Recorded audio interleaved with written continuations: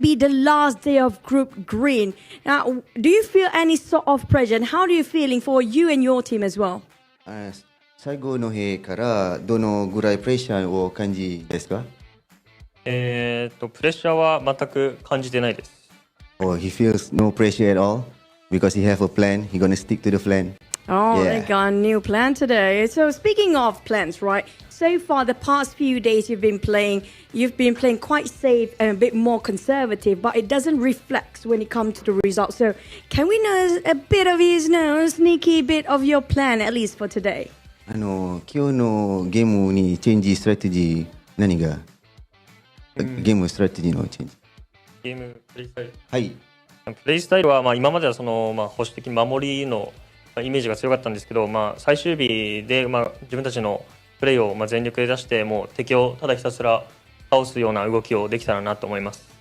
Alright, basically, yeah, the strategy that we came out didn't work out so well, but today we're going to improve because we've seen some players replace, and then we're going to improve today, and then yeah, we're going to stick to the strategy that we have today. They're not going to spill out the beans for now as we speak, definitely. So, since we talk about the changing of plans and everything, what are your expectations when it comes to your today's performance, like placement or even how many chickens you're expecting?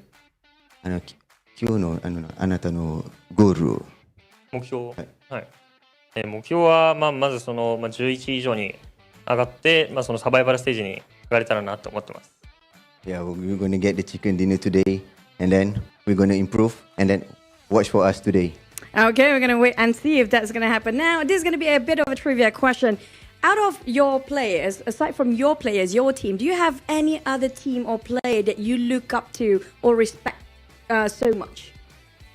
あなたのチーム以外一番やばいチーム。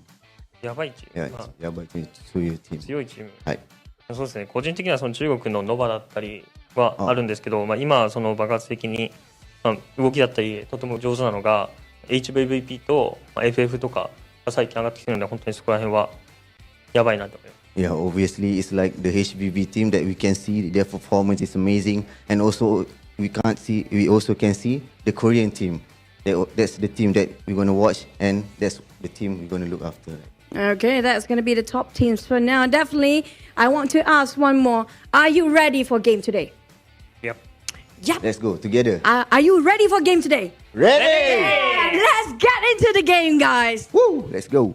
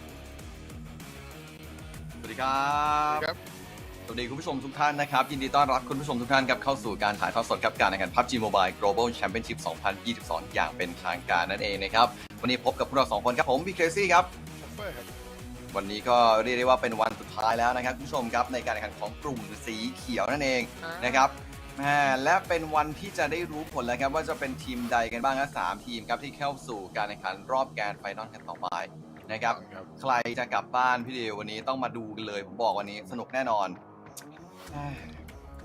เดี๋ยวจะมีทางฝั่งตัวแว็บอัพหรือตารางคะแนนรวมให้ดูอีกทีหนึ่งว่าตอนนี้ว่ามีคะแนนแบบห่างอะไรกันเท่าไหร่เราตะคู่แล้วกันนะครับสำหรับทางฝั่งตัวกราฟิกโฟในทัวร์นาเมนต์นี้นะครับยังไงก็ฝากติดตามกันด้วยคุณผู้ชมนะใครที่เพิ่งเข้ามารับชมนะครับตรงนี้นะครับฝากกดไลค์กดแชร์ครับนะครับวันนี้ชวนเพื่อนๆครับเข้ามารับชมกันเยอะๆครับเข้ามาให้กำลังใจครับตัวแทนทีมไทยของเราครับในการแข่งขันเวทีระดับโลก ของการแข่งขัน PUBG Mobile แบบนี้เนี่ยนะครับบอกเลยว่ามีปีละครั้งเท่านั้นนะครับมาติดตามกันได้เยอะนะครับแล้วตอนนี้ต้องบอกเลยว่าทางด้านตัวแทนทีมไทยเราพี่เดวนะครับไม่ว่าจะเป็นทางด้านฝั่งของเบคอนไทม์นะครับหรือว่าเป็นทางด้านฝั่งของตัวแวมไพร์สปอร์ตเองก็ตามนะครับตอนนี้นี่เรียกได้ว่าคะแนนมีโอกาสในการเข้าสู่รอบแข่งขันสูงมากๆนะครับลุ้นทั้งคู่แล้วพี่ว่าดูดีว่าจะไปแบบว่าสบายหรือว่าไปแบบเหนื่อยหน่อยแต่ผมบอกเลยว่ามันนิดเดียวเท่านั้นน่ะนะครับถ้าเป็นไปได้ก็อยากให้ไปตั้งแต่รอบนี้เลยนะครับถ้าไปรอบนี้ได้เนี่ยตั้งแต่รอบทุกสเตจนี้ได้เนี่ยก็จะได้ไม่ต้องไปทำงานในขันเยอะหน่อยนะครับ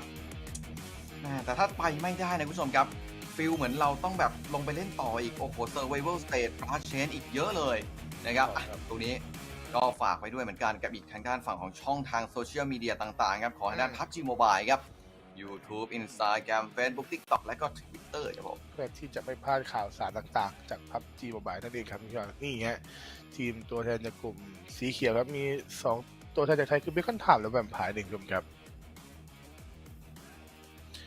แล้วจะมีตารางคะแนนลงให้ดูกันเอาจริงเนี่ยต้องบอกว่าไปลุ้นกันต่อถ้าวุฒิเข้าไปทางฝั่งตัวเซอร์โรสเตทได้ครับจาก24ทีมเอา16ทีมไปต่อนะจาก16ทีมสู่ลาเชนนี่เอาแค่4ทีมผมบอกเลย4ทีมผมมองอย่างนี้เลยมันเหมือนแบบโอกาสคือ4ใน24อ่ะคุณผมเลยมองว่ามันยากกว่าเอา3จาก16ครับบอกเลยคุณคือต้องแบบเบสออฟเดอะเบสจริงๆนะถึงจะไปได้นะเพราะฉะนั้นชั่วโมงครับวันนี้6เกมฮะผมมองว่าช่องทางการเข้ารอบของเรายังพอมีอยู่จะใช้เข้ามามีแต่ใช้เข้าหวานเจี๊ยบอยู่ดีกว่าทางฝั่งตัวมอสดามีอยู่ท็อป4นี้เขาเป็นฝั่งตัวท็อปครับจาก Stalwart นะฮะเคสจากไฟฟลักซ์ครับทิกซี่จาก HVVP และ LHG ครับจาก Power ส่งเข้าประกวดท็อป4ตรงนี้ครับต้องบอกว่าใน2-3 วันหลังในทางฝั่งตัวทิกซี่เนี่ยดูเหมือนเรื่อง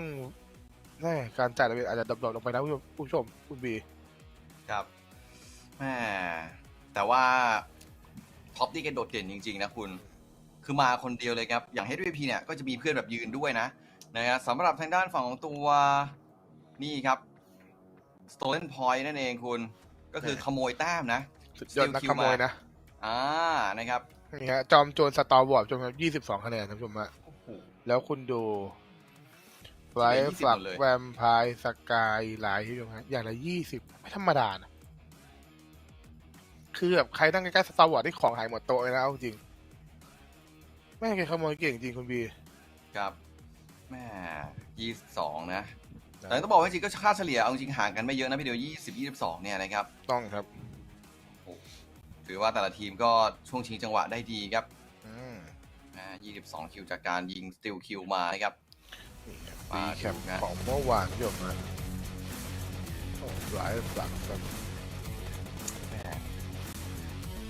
แล้วว่าเหมือนแกแบบว่าของขึ้นหน่อยๆเหมือนกันพี่ชมครับเบิ้ลไก่2 เกมท้ายอยู่นะเกมช็อตแอมพายฮะเรียบร้อยเลย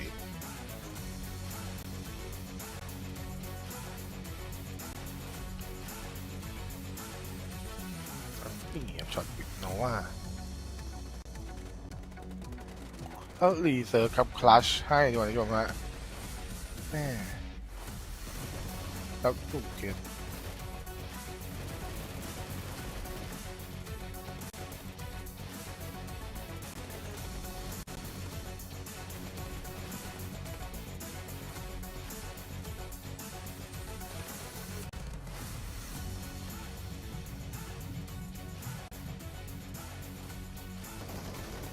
แล้วช็อตนี่ครับเก็บอันนี้บอกแล้วว่าเก็บเอสให้ทีมออกมาทางฝั่งตันลุสครับช็อตที่มันเป็นช็อตทางตรงคุณมันแบบวิ่งเข้ามาไว้รุ่นไลน์อัพนะแล้วช็อตสุดท้ายครับแซ่2-4ตรงนี้เนตหลังไอ้ดับก็เรียบร้อยครับฟลายฟลักกับดับเบิลไก่โอ้ออแรงกิ้งมาจนมา HVVP ฟลายฟลักและก็ไลท์สตอร์วอร์ดครับต้องบอกว่าไม่หนีกันมากครับแต่ถ้าเทียบหน้า1จนทางฝั่งเทียบหน้าฝั่งตัวอันดับ 1-8 ชมครับค่อนข้างที่จะมีแกลบอยู่พอสมควรกับคุณบิวชมครับผมมองว่าท็อป5เนี่ยพี่ดิวเป็นแกลบที่มีโอกาสเปลี่ยนได้ตลอดเลยครับ แค่เพียงแบบอาจจะไม่ต้องกินไก่ด้วย 1-8แล้วเนี่ย55 แต้มนะท็อป5แค่คุณติดท็อป5ไปเนี่ยผมว่าก็เปลี่ยนแล้วนะครับแต่ว่าถ้าเป็น6-7-8ไปเนี่ยอาจจะต้องกินไก่นะเกมหนึ่งถึงจะขึ้นมา6-7-8ลงไปเนี่ยถ้ากินไก่สัก10 คิว 15 คิวหรือ20 คิวเนี่ยได้ลุ้นอยู่นะได้ลุ้นอยู่ครับนะครับมาดูทางฝั่งตัวทีมหน้าที่2ชมครับโซนใช้คำว่าโซนเข้ารอบในช่วงถัดไปครับอินโคกับอีโวสำหรับห่างกัน12 แต้ม2 แต้มพี่เดียวครับแต่ว่าวันมิเลียนก็87นะแต่อินโคแกเล่นดีมากนะ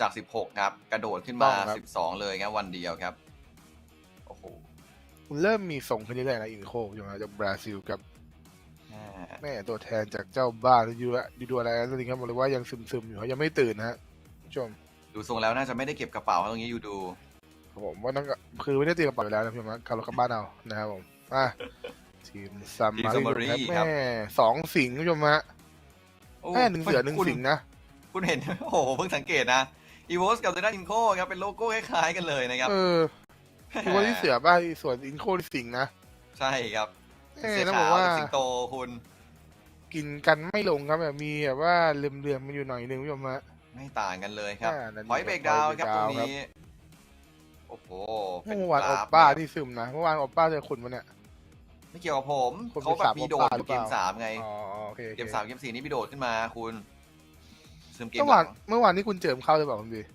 ไม่เข้าเลยครับไม่เข้าเลยเมื่อวานวันนี้คุณเอาจริงแล้วดิเมื่อวานนี่คือแบบไม่เข้าเลยคุณอันนี้คุณจะมาแบบว่าเชียร์หรือมาแบบแช่งคุณบีผมก็ไม่รู้เหมือนกันนะยังตอบตัวเองไม่ได้เจิมที่เขาไม่เชียร์นะคุณบีนะคือผมก็เจอแบบเชียร์แหละแต่ว่ามันแปลกๆอ่ะมันแปลกมันแปลกเยอะไปนิดนึงทูเดย์แมตช์ช่วงท้ายเอียนเกลมินาม่าซันเอียนเกลมินาม่าเอียนเกลครับห้ามพลาดนะขอแล้วกันนะครับ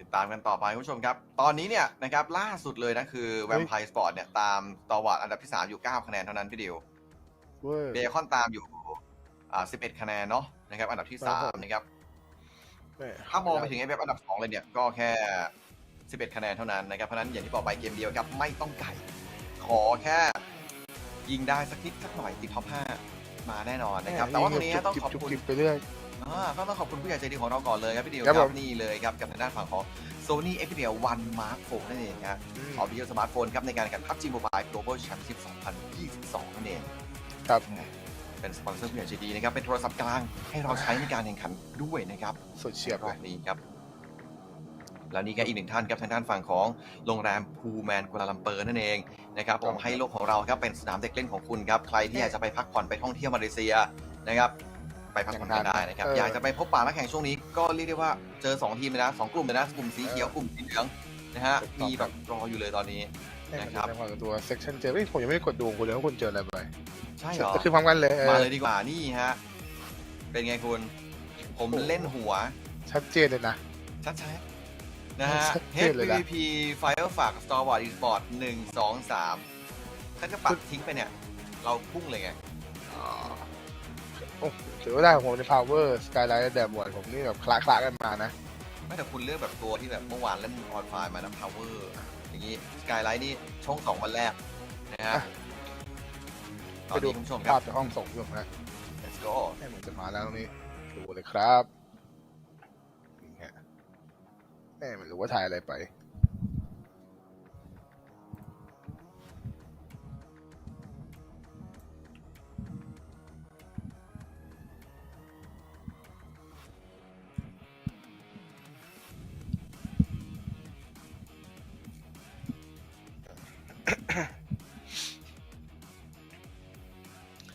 แม่ก่อนเริ่มเกมเมื่อกี้มีสัมภาษณ์ทางฝั่งตัวนาโตะนะจากตัวเราอยู่ที่จีนผู้ชมฮะก็บอกว่าวันนี้ยังมั่นใจครับว่าจะเข้ารอบเพราะว่าจะเล่นตามแผนผู้ชมฮะ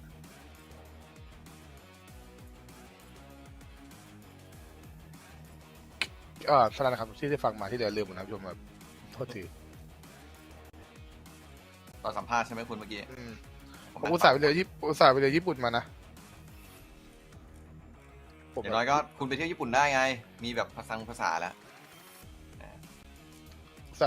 อุตส่าห์เรียนแบบอินเทอร์ซีฟไปตั้ง4 สัปดาห์ใช่ไหมตอนนี้เอาความรู้คืนครูหมดแล้วใช่ไหม แม่นี่ฮ่องโกกาเซนวากาลิมาเซนครับ แปลว่าอะไรครับ อ๋อฉันไม่เข้าใจภาษาญี่ปุ่นเลยนะฮะเอาไว้ใช้ตามที่ไปญี่ปุ่นฮะทุกคนจำไว้ใช้ครับผมไงเฉียบปะวันนี้ลืมชมครับฝากตามเชียร์น้องๆทีมไทยกันหน่อยละกันแวมไพร์กับเบคอนไทม์ let's go เอาละครับคุณผู้ชมครับเกมที่ 19 ครับวันสุดท้ายครับในการแข่งขัน PUBG Mobile Global Championship กลุ่มสีเขียวนะครับกับแผนที่ E-Rangle มาติดตามพวกเขากันครับว่าวันนี้ครับวันสุดท้ายจะเป็นยังไงนั่นเองครับ เอาแล้วดิ เอาอย่างนี้กันตอนนี้เนี่ยทีมไทยเราการันตีในการเข้าสู่ Survival Stage แน่นอนแล้วพี่ดิวไม่หลุดแน่ๆนะครับเรียกได้ว่าอย่างน้อยๆเนี่ยไม่เก็บกับ quite North the of loop Stalwart. throwing. Yeah, north of Stalwart, right? It's very unlikely to end up out there. We're on with a plane path though that's quite deep cut south here. Going to be struggling potentially to get up to that north side a little bit early on. I imagine this might prompt some hot drops. Yeah. We saw yesterday a very far eastern path, and that led to 2 casualties. Teams stretching towards the west, got caught on parachuting for like a vehicle, and another team got the better of them. So we might see the same thing happen here for teams trying to stretch up to the north. Big change. HVVP, Military Island, normally dropping up in North George. Yeah.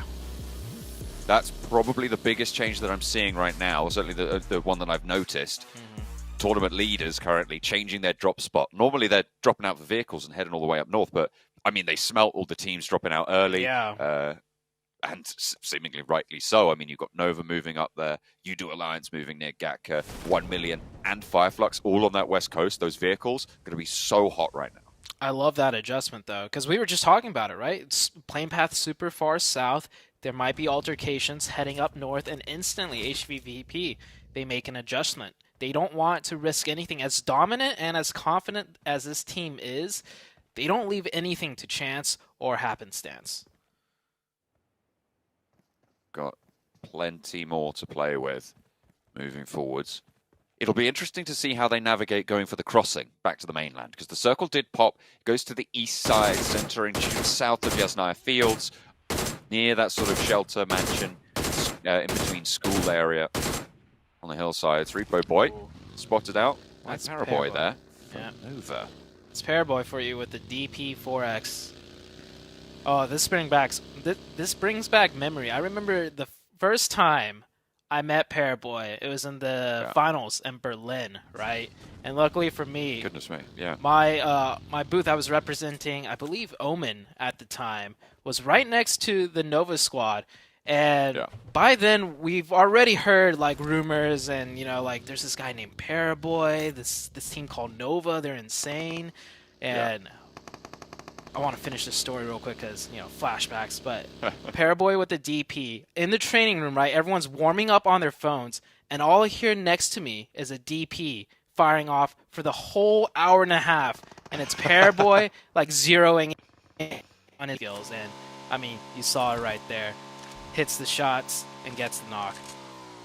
It's a very valuable weapon, that long-range suppressive ability.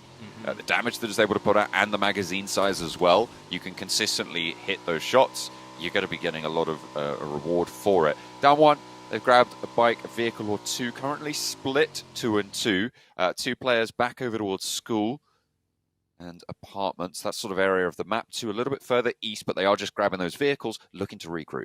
Yeah, and they managed to pick up an elimination point onto either, I think, USG Donuts. Yeah, so we were talking earlier, Damwon Gaming, if you actually take a look at their map performances from yesterday, they had a really bad day. I believe you were saying they had only 1 top 10 finish in all of yesterday. Yeah, they came 5th in round 16, in the 16th match with 8 eliminations. So that's a decent game, right? But other than that, 11th, 14th, 14th, 12th, 16th. Wow. And overall, they were able to pick up 8 eliminations total in those 5 other games, right? So it was a disaster of a day, quite frankly, for Damwon. This was a team that was in the top 3 and is still in the conversation, but 156 points to the bubble of 189. It's quite the hill to climb today.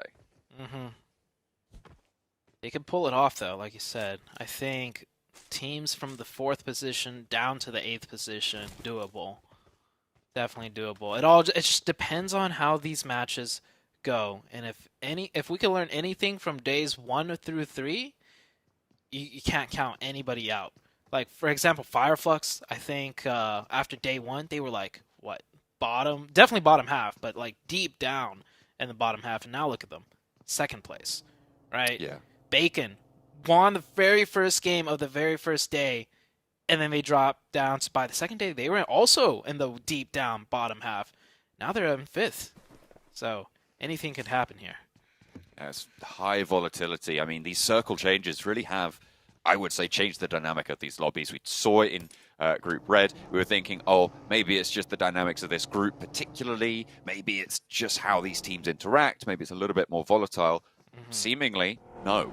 It's now been seen again with just how volatile these tables could be, how wild these swings can come through. And it's really nice to see it starts to consolidate towards the end as it did over in Group Red. And I feel like we're going to be seeing that over the course of today in Group Green. Yeah.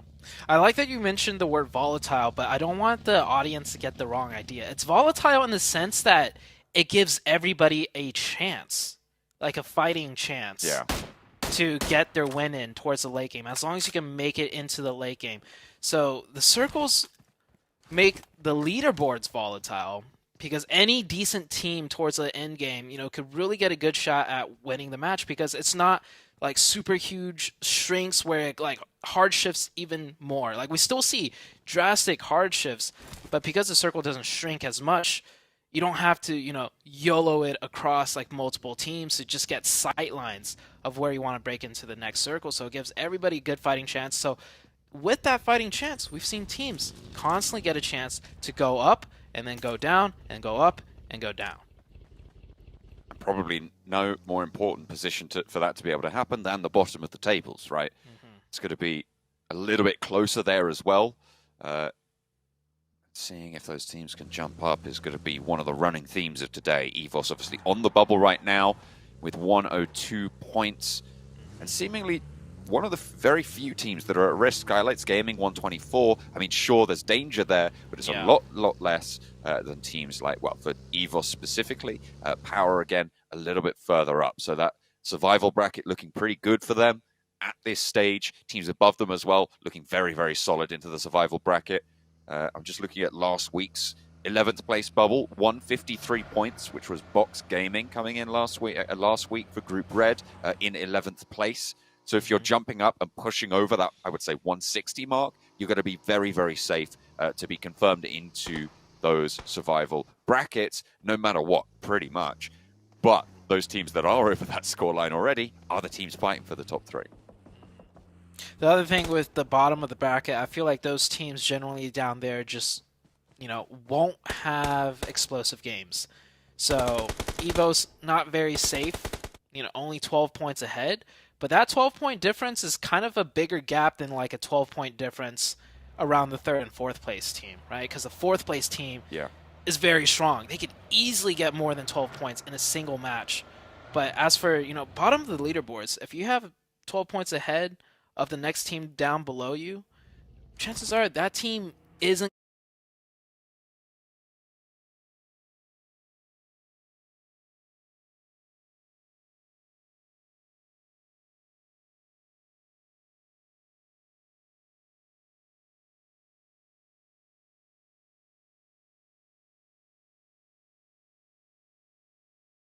top end of the leaderboard.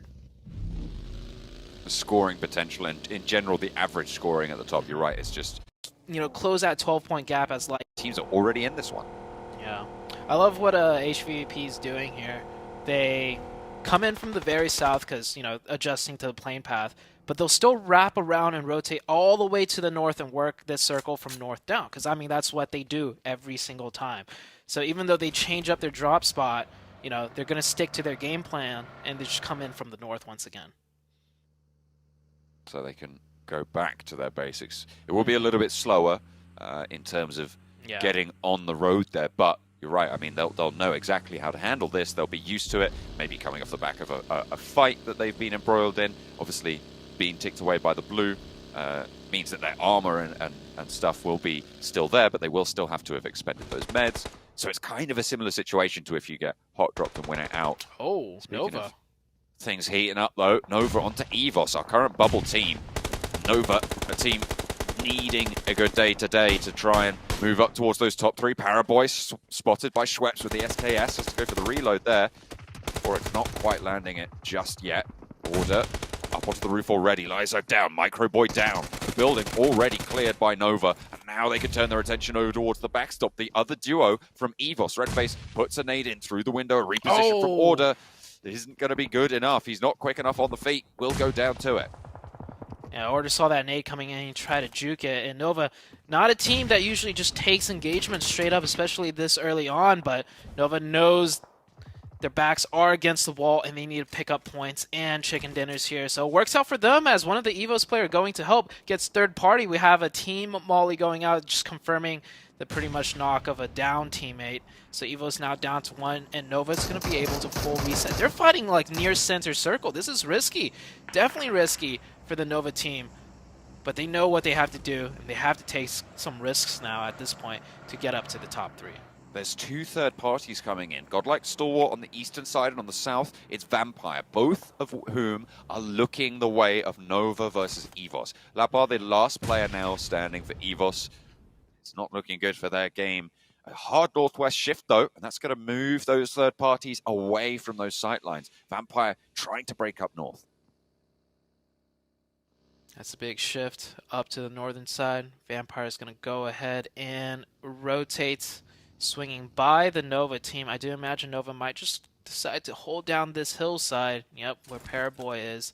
The EVOS fight not fully done quite yet. There's still 1 player left of EVOS, and I think Nova might be staying down there to finish up that point, potentially, because I don't see any better spot for them to rotate to. There is that dip smack dab in the center of the zone that no team have taken just yet, and Jimmy always being, you know, the little bit riskier scout to find better positions. Jimmy might end up sniffing that one out, but he's going to return back, and they're just going to play it slow from this position. Maybe they have readjusted and made that change, because, I mean, we saw Jimmy make some quite wild plays yesterday, once or twice, to be honest. With rotations. Uncharacteristically dangerous, I would say, and with a bit of a lack of foundation there. But it is, of course, Nova, and I'm sure that there's something that we don't know about it. Maybe it was a little bit of a misstep, but the road to hell is paved with good intentions. EVOS, 1 player left, looks for the shots, doesn't even really get a lick of damage in there. I think Paraboy didn't even take damage there either. Yeah, that AK close range, like if you can hit the shot, it does a lot of damage, but it just fires so slow. And Nova, they're taking risks, but then again, being very cautious, right? Jimmy went back up the hill to scoop up Paraboy to go down and take the safe compound rather than playing on the hilltop. I do think the hilltop is a strong position as far as vision goes, but maybe Jimmy, you know, thinking better of it, like, hey, it doesn't matter what we could see. We could kind of assume almost everything's already taken. So let's just see where this circle goes, and we'll plan our next step as a 4-man team, then potentially losing Paraboy, you know, up there by himself. But once they take care of EVOS, downhill, they might go back to a more comfortable 2-2 split, which is what we're kind of seeing right now. Meanwhile, everyone else just been chilling in the circle, waiting to see where the next shift goes. That middle gap pocket still open, a very strong position that nobody's taken up just quite yet. And let's just highlight as well, that was EVOS that went down. Our current bubble team, 102 points. Correct. So for all of those bottom 5 teams, this is a chance now to try and move up and challenge out those areas. The question is, how many of them will be able to do it at the same time? Because we've seen this a couple of times where a team that really needs it has a really good game, but then everyone above them also has a solid game, and they put that on the cards, and it kind of just negates the whole thing. So if you're a team at the bottom, not only do you want to try and challenge up towards EVOS, you need those other teams around you to also have a little bit of a lackluster performance. Here comes Vampire on the rotation, and they sniff it out. They're like, no way this spot's still open. They'll take it. It's on the edge of zone, however. I do think that blown up car there was what was deterring teams from taking this spot. They see a blown up car vehicle there, they're assuming like, okay, there's probably a squad already taking that spot up. Vampire will indeed take it. I see Nova swinging down to the southeast. They're going to work their way in from the bunker shelters. And we've seen Nova just play that area so many times. Here comes a full send out of the Knights. They're going to go for it. They actually... Okay, they're going. That's just how Knights... Yeah, okay. I don't have anything to say about that. That was... all 4 people rotating in a vehicle. We say we don't like it. Hang on a minute, because there's a third-party power moving in, potentially capitalizing on the chaos sown by the Pittsburgh Knights, crashing straight on into the Vampire stronghold, and Vampire are dispatched. Power take a little bit of damage, sure, but with 3 players, they take up this position. Bit of a crazy set of events there. All I gotta say is, if you're gonna drive through that area, you stop and take the fight if there's a team there. There is no, oh, it's taken, let's keep driving. You're all going to get shot out. I don't know. Yeah. Like, if they full send crash that is a viable play. I've seen it happen quite a few times. Like Power just did it. Exactly, yeah. Teams are able to full send that and 4v4 and win, even though it does seem like they're at a disadvantage. But for you to full send that and meet a team and then keep driving, that's just certain death. Meanwhile, Nova on the bunker side, like I said, a team that plays this area day in, day out, all the time. They're going to try and take control of this. They will force Bacon Time back down deep into the bunkers and have control of this, but there's still the team of Godlike Stalwarts just right across to their western side holding down the other bunkers. Order posting up top. Paraboy as well, controlling these sightlines. Wants to cook a nade and put it down the stairs. Force Bacon Time down further into the bunker. They're just checking their angles. They're biding their time. A lot of the bunkers are still in this next circle, so they can chill for a little bit, but they will have to fight out. Northern side starting to get a little bit hotter as HVVP start to engage over onto Udo Alliance. This is to the eastern flank right now, playing a 2-2 split with HVVP. HVVP, I think they had the 2 players in the back to, manage their flanks, the backfill as always. Now that they got 2 openings, they're going to go straight in and go for the kill. Udo Alliance now down to 1. HVVP about to pick it up. I can't fault that. I mean, you even saw they were on a 2-2 split. The 2 who took a fight said, we've got a knock, we've got some damage in. The other 2 around both flanks with the vehicles just came in. A beautiful pincer maneuver to Ballet. And there's that flank that they were worried about. USG Donuts take up that position. Luckily for HVVP, though, USG Donuts is only a 3-man team. Not as much firepower to do what HVVP did to Udo Alliance. And the next circle's about to shift, too. So that leaves less time for them to be aggressive on. The circle goes down to the south. Good news for Nova. They're in zone. Stalwarts, Esports also in zone. Another team right now trying to hold that top 3 position. Meanwhile, Damwon Gaming on the back foot of things, needing to push past Alpha 7.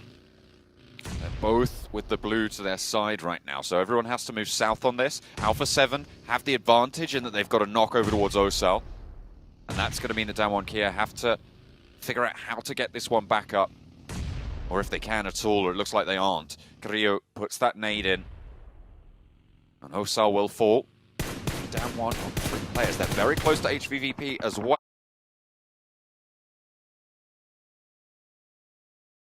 Over towards Donuts USG. Bacon Time. Delusions of grandeur potentially going up against Nova. The buggy in the way. Are they actually fully trapped here? Yeah. I was surprised Bacon Time went all 4 into the bunker, because that's such a standard play. If everyone goes into the bunker, you just park a vehicle in the entrance and you just trap them in. I do think maybe Bacon Time has an exit, though. If they navigate the bunkers, they could come up and fight out through an open bunker. We'll see if that does happen as HVVP just doing HVVP things. Godlike Stalwarts picking up to 5 eliminations, too, though, so they're actually putting in work as well. Donuts USG, 3 players. HVVP want to fight out to the south, but there is potential for Down 1 to backstab here. It looks like they're going to try and take that opportunity. HVVP turning and adjusting, going for that alternate fight. Kitsune, though, still wants to suppress Lufa. in that shack and will do so beautifully with a nade posted right through the window. Not a lot you can do there. It's not like you can shut that letterbox. Down one. Out of the Alpha 7 frying pan and into the HVVP fire.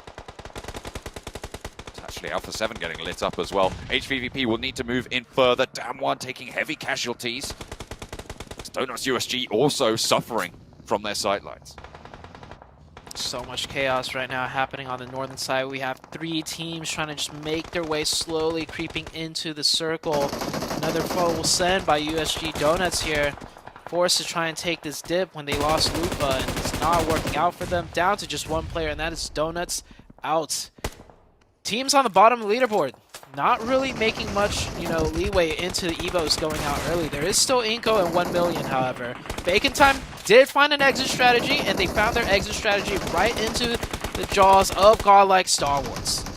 Seems like it's going all right for now. They have managed to get out. None of them are fully flushed just yet. Looks like Isis is going to stick this res. Mockstyle caught. Top not answered on towards. One of the top damage dealers in the lobby right now. And he's fragging out with the rest of his team at the backup as well. Pika swings out wide. Top does finally get fallen.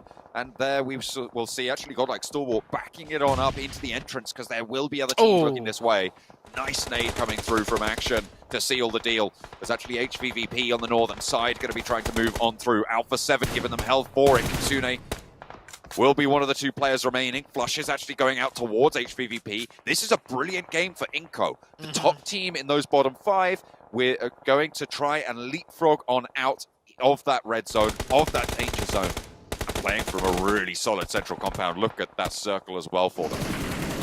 HVVP Action taking a beating right now from Alpha 7, but Alpha 7 make a slight mistake. We'll lose a player unnecessarily. It is a 3v1. Alpha 7 should be able to finish this up. Kitsune, the IGL, last man standing, goes for the run over, and there we go.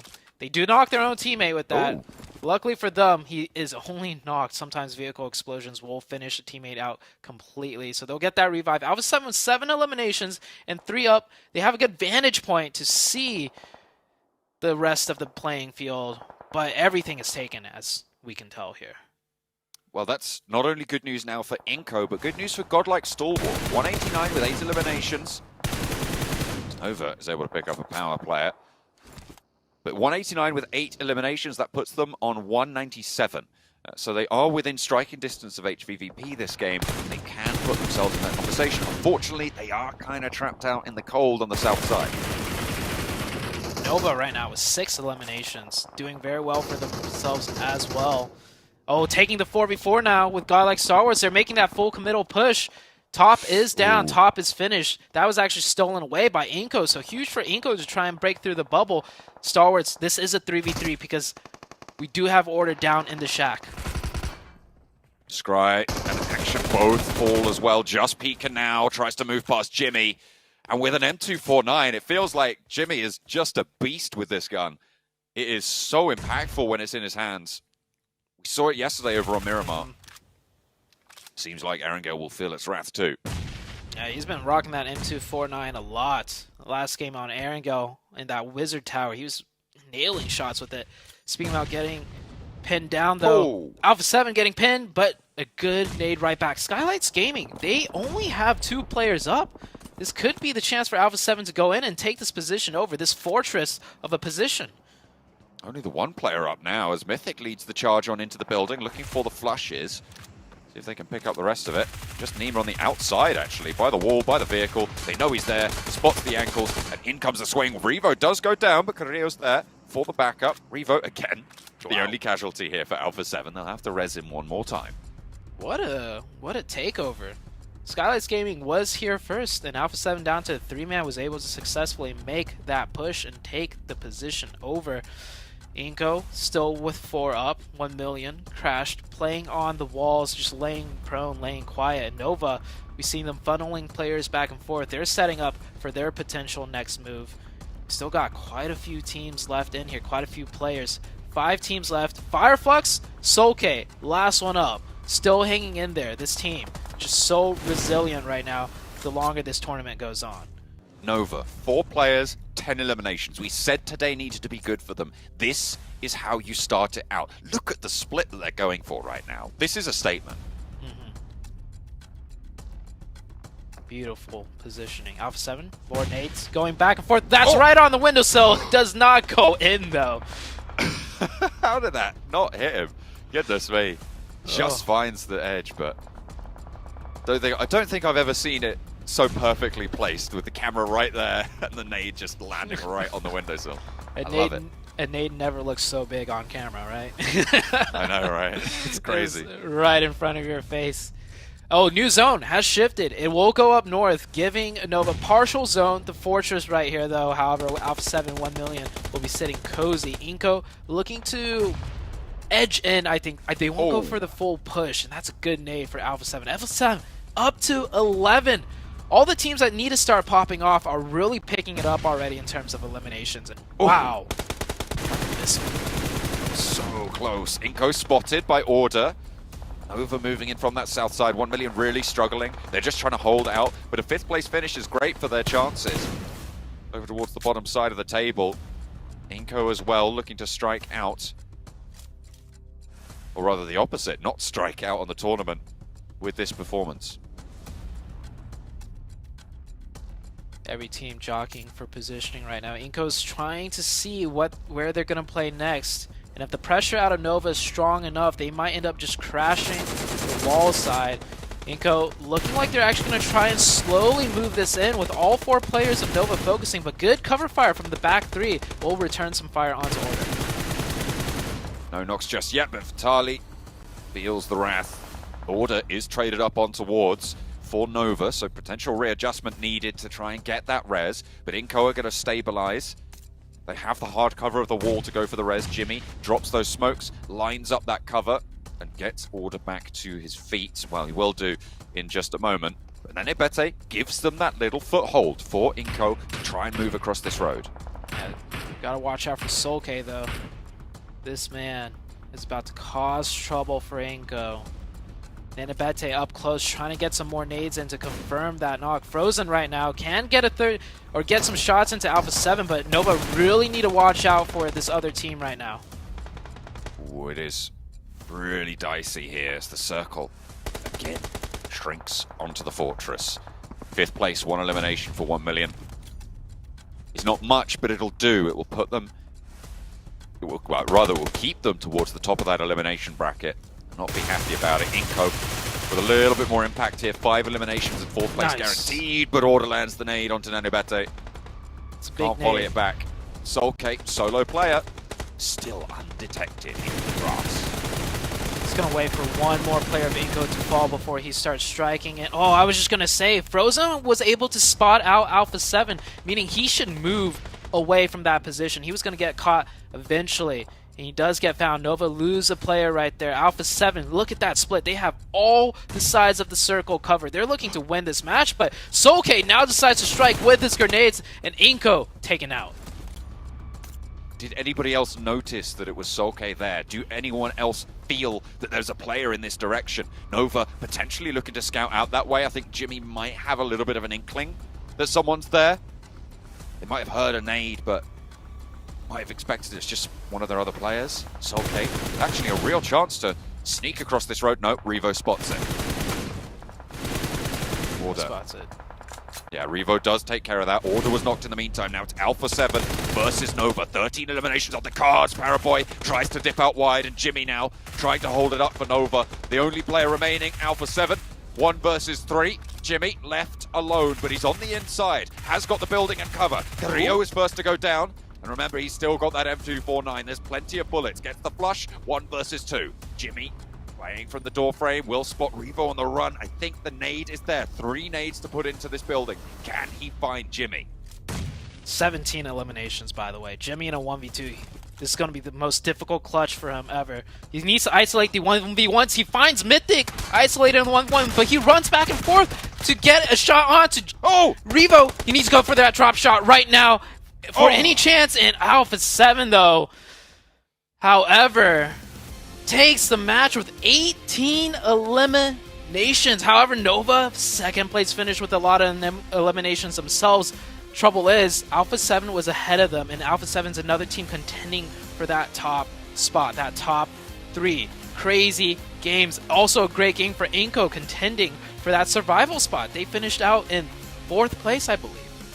Some really important games coming through from quite a few teams. Inco, you're at 4th place with Fireflux actually outlasting them there on the sneaky little play. But getting in there, getting a whole heap of points for it as well. Great news at the bottom of the tables. 1 million as well. Pretty deep into that game. A 5th place, 1 elimination. So great news on that front. But it's Alpha 7 to take that chicken dinner. Coming in with an 18 elimination point game as well. That is going to be really, really good news for the squad, as well as Nova, both of whom were sat on 154 at the start of today. So this was a really important fight to see who was going to take that lead, but both of them get a whole heap of points. Yeah, just like we said, the leaderboards are starting to change. Once again, teams are setting themselves up for that position. Evos on the bubble go out extremely early with 0 points. Vampire Esports as well kind of went down to the Pittsburgh Knights crash that was questionable at best. They will be dropping down even further. Alpha 7 on their tail and on the tail of the top 3 as well.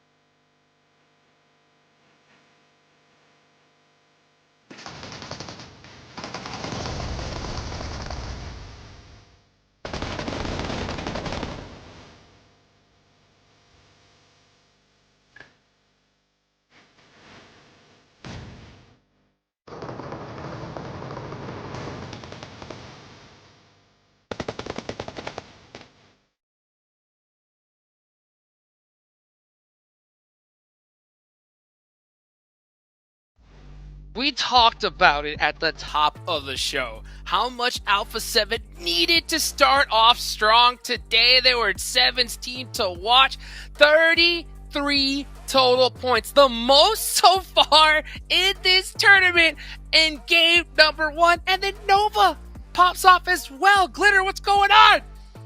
I love it. This is what we were here for. We knew the last day of this group was going to be pure insanity. Alpha 7 and Nova, probably 2 of the heaviest hitters that weren't really where we thought they were going to be in the overall standings. And now after this performance, I mean, Nova almost hits a 30-point mark as well. And then to be fair, though, the performances followed up very closely by Fireflux, who was in 2nd, Godlike, who was in 3rd, and Inco, who was all the way down at the bottom, 7.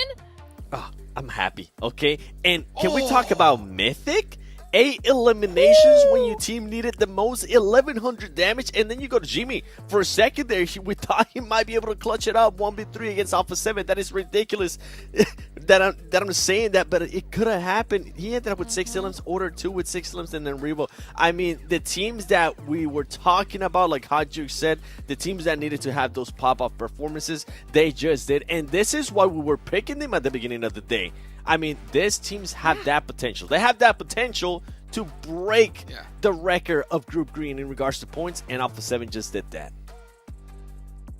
Absolutely insane. And you know what? I missed it at the top of the show. I wanted to say it. But you know what? Before we do that, of course, guys, make sure you guys go vote right now. Get inside the game, get your PMGC tokens, and hopefully you get all the right picks, and you're able to get some of those sweet rewards. But you know, one thing I missed at the top of the show was like, hey, the teams, the clutch factor, right? You have to have that in order to get a great performance here on the last day. And it doesn't hurt to have an insane amount of experience at this stage already. Nova, 2 champions, previous champions twice in a row, you know. Alpha 7 having tons of belts on their thing. The only thing they're missing is a PMGC belt.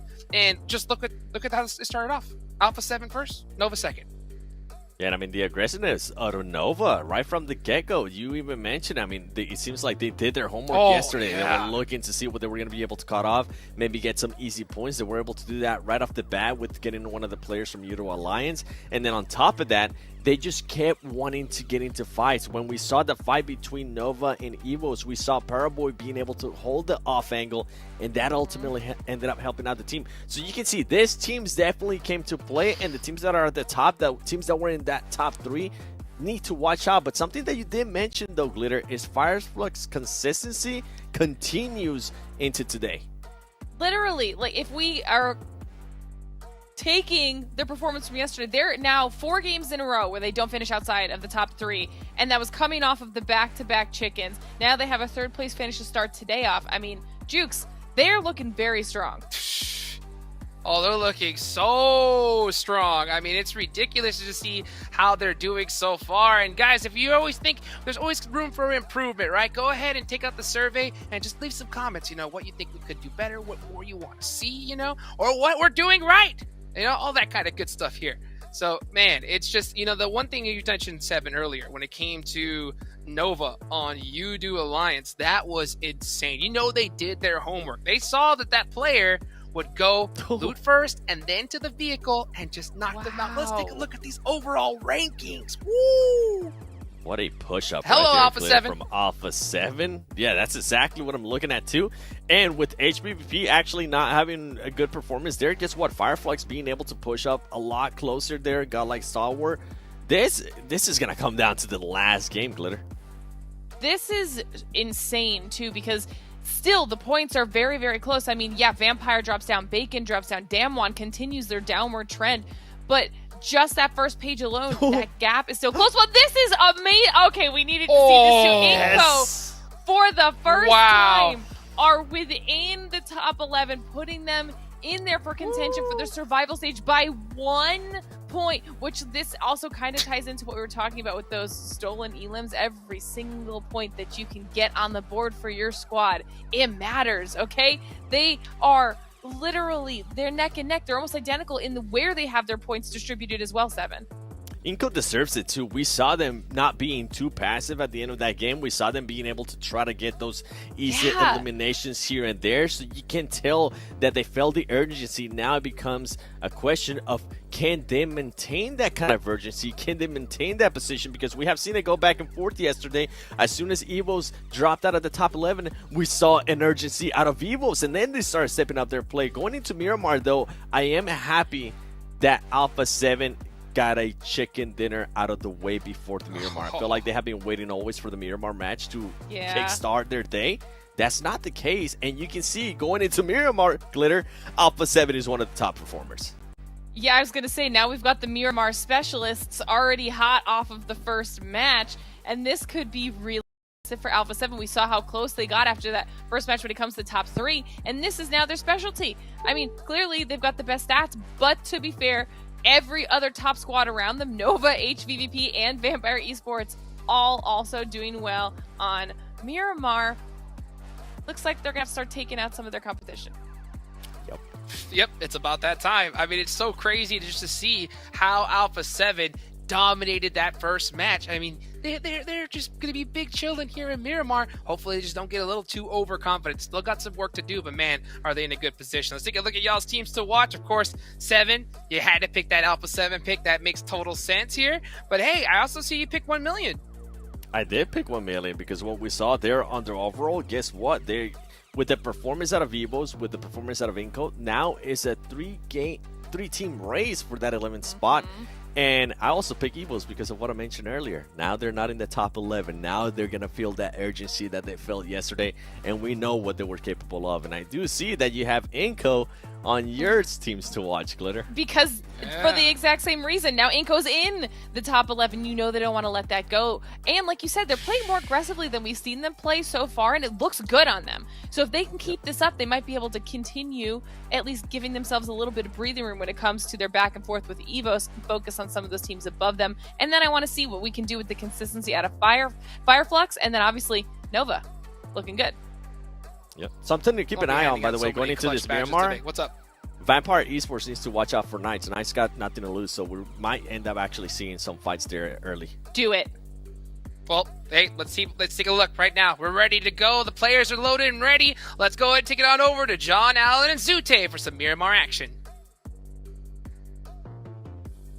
It's time for Miramar, an Alpha 7 special potentially on the cards coming through for this squad. And it couldn't be at a more vital time in the tournament. We are starting to see the teams that are willing to go that extra mile start to step up. Yeah, I think everybody has been just stepping up constantly, besides the teams towards the bottom, right? But even teams that started out in the bottom have found their way near the top, or at least in the mid-pack at some point. Now, this is the very last day for this group. First game's done and out of the way. That sometimes does set the tone and pacing for a lot of these teams. And some teams that really needed the points, you know, they kind of fluffed it. EVOS in particular, they were on that bubble and they got knocked out. 0 points gained, taken out early, and a team also just passed them up. That could do a lot of, you know, mental stress for a team like EVOS. And these are all champion teams in their own right, from their own regions, right? So you cannot give those opportunities to these players. Even the teams towards the bottom of the tables, right? They absolutely have that caliber of play that they can seize those opportunities should they present themselves. So you cannot give an inch. Otherwise that mile might be taken and it might not be your choice. Playing path, not too bad. Coming in from the east, stretching to the northwest. Might be some altercations, but any team stretching down to the southwest, there shouldn't be too many, right? Maybe you'll get a Chuma team and a Bio de Mar team, and then some trash loot south of Los Leones. We've seen some teams elect to go there. But otherwise, I don't think we'll see any big altercations here. Nova dropping out right over Minas Generalis. That is their typical loot location. Picado being taken up by the Knights, and everything does look pretty normal to start off this Miramar match.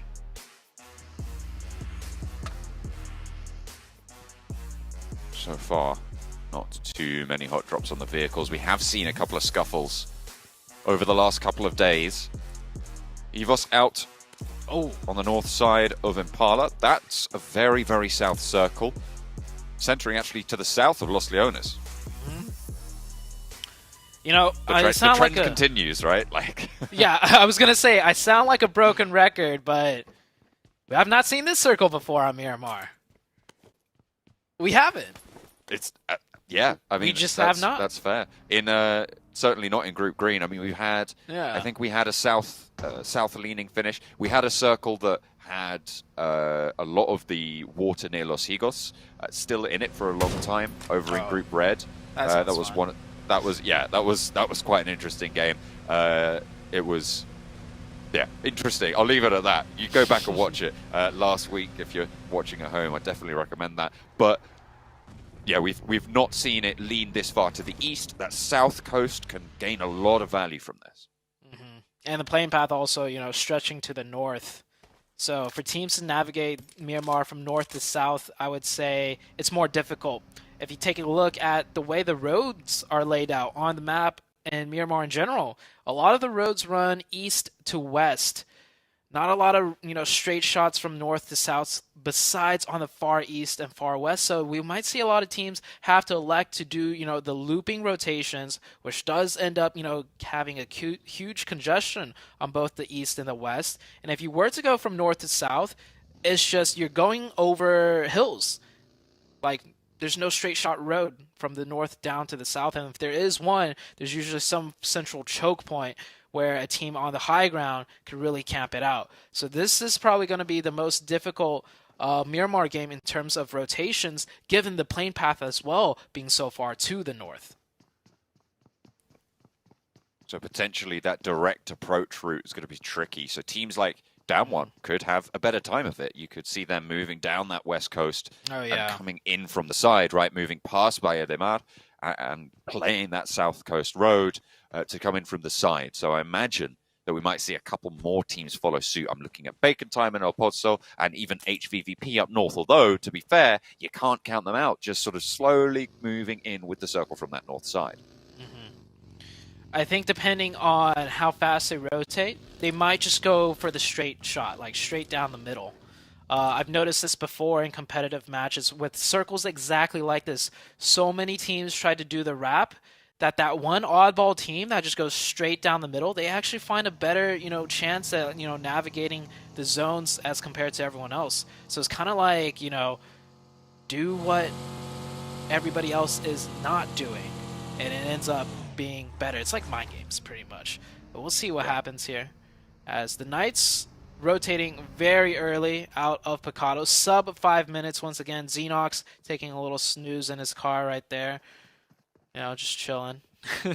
He has tipped it a little bit, seemingly irrecoverable. We'll have to run a little bit further forward. Solar spotted by Coops. Engaging with Fireflux at this stage might be dangerous given that they've got a player out in the open, but it looks like Fireflux just want nothing to do with it. They are going to completely disengage. Solus not going to catch too much flak. Might spin out there. I think they might have caught a tire, but Coops gives up the ghost. Doesn't want to shed any more ammo. Here comes the save. Gets the car untipped. The Knights just having a lot of vehicle problems today. We saw in the last game a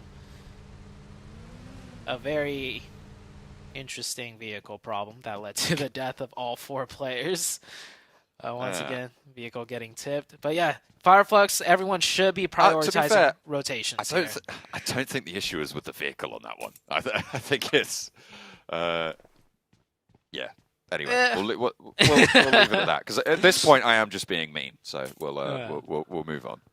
Yeah, as poor as the Knights' performance are, though, you mentioned something earlier. Like, all of these teams that are here competing in this group are champions in their own right. And that's the same for the Knights.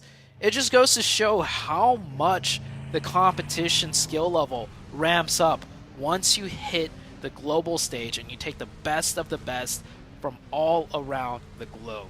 It can make some regions look like they don't even know what they're doing. Yeah, which is odd, right? It's kind of crazy, and I mean, those microcosmic metas do develop over time. It seems like maybe Pittsburgh Knights are finding out all about that, but you're going to be watching other regions, or well, certainly you should be if you're playing at this level. You should be watching all of those other regions. It's just necessary to do that, to research, how do I think those dynamics are going to impact into the games that we play, or the play style that we generally try and implement for teams that are coming in from a region that haven't done that. They will just be blindsided by it. Yeah. You got to keep in mind, though, no matter what lobby you play in, there's always got to be one team that's last, right? It's true. It's true. Yeah. There's always got to be one team that's last, one team that's in 15th. Saw some risky rotations coming out. That player from 1 million almost getting taken down by Evos. I'm surprised he did not go down. He was like, there's 4 players of Evos really close by. And he managed to just, drive right by and not get taken out. Star Wars Esports coming in, doing the straight shot approach, I believe, from the north, coming in very slow. Same with Inko. Inko actually just playing on the edge of this first circle. They're in Graveyard, like right next to them. Star Wars going to rotate right on by. Do see a few teams doing that wrap. Bacon Time, Damwon Gaming, Skylights, Alpha 7 coming in from the eastern side. HVVP looking like they're going to do not a straight shot, but they're just going to edge in near the top and see where the first circle shifts before deciding on what to do. 8 teams so far have made that south rotation. Power probably the team that is most likely to move a little bit closer. They're all the way on the east side. Inko over in Graveyard might spot Godlike Stalwart on their march south. Scry under pressure from Becker, but has to go for the reload. Top is there as well, a little bit on the broadside, but none of those bullets really landing on the damage. Might have done a little bit to the vehicles, but nothing more than that. Yeah, just a little bit. Here comes the next circle shift. You see how fast teams... Lost the onus. Oh, yeah. What better way to have the first game of Miramar be in Los Leones? I mean, it could still shift off, but with how well the circles have blessed us as casters, maybe not for the players, it might very well be a Los Leones finish. Urban environments are such an interesting dynamic for looking to place in those sort of 3rd through 7th positions, right? Because at certain points, you do know that your game isn't going to be a win, so you just try and maximize, right? You try and optimize for point gain, and you're thinking, you know, I think we can get a 4th place. But when you go into an urban environment, that dynamic really, really changes. You all of a sudden have a situation as the Pittsburgh Knights get spotted. Repo Boy up the top. Sorry, I'll come back to that, because Pittsburgh Knights now on the ridgeline in a fight against the Udo Alliance team. Teams both at the bottom of the tables. Pittsburgh Knights 16th place, 15th place for Udo Alliance. Nade being cooked around the side. Not going to find the damage. That was a nice long nade there from Repo Boy on the top rope. Wants to put another one in behind. Coops is getting rezzed right now, but the bounce is there. Not quite going to find the damage. Xenox gets a crucial knock onto Udo Alliance player. That's going to slow things down for them just a little bit. Tenson's actually going to wrap around the side. That Overwatch player just reloading, leaving that one Udo Alliance player to fend off a swarm of players. And the Knights, I mean, it's very, very aggressive. It could go very bad if the Udo Alliance played a little bit tighter, but USG Donuts now in the backside going for a third party. Xenox does go down. Udo Alliance might be able to get this revive, and yeah, just unnecessarily aggressive there. I know the Knights feel the pressure. They feel like they need to get things done, but you can't just throw caution to the wind entirely. This is how you lose players, and this is how you get taken out. We saw it in the Erangel. We're seeing it here again. Pittsburgh Knights get a little bit too big for their boots. Will be busted back just a little bit. 3 players still active, though, and they do pick up a point for it. So, you know, they do get something in this scenario. Only Xenox going down. It was Donuts USG third-partying onto that as well. They were behind Udo Alliance's position, so it was sort of 8 barrels pointed towards the Pittsburgh Knights in that spot, and you know teams are going to be surrounding you at this stage. Yeah. I understand the urgency, definitely, for the Knights. I think they wanted to push Udo Alliance off or get deeper, or at least make it to the high ground, because that position is very strong in a circle like Los Leones. Unfortunately for them, they will not be able to do it. Not a lot of teams actually centered in Los Leones, as you can see. Starward Esports on the northern side. HVVP actually wrapped down to the south to work their way in here.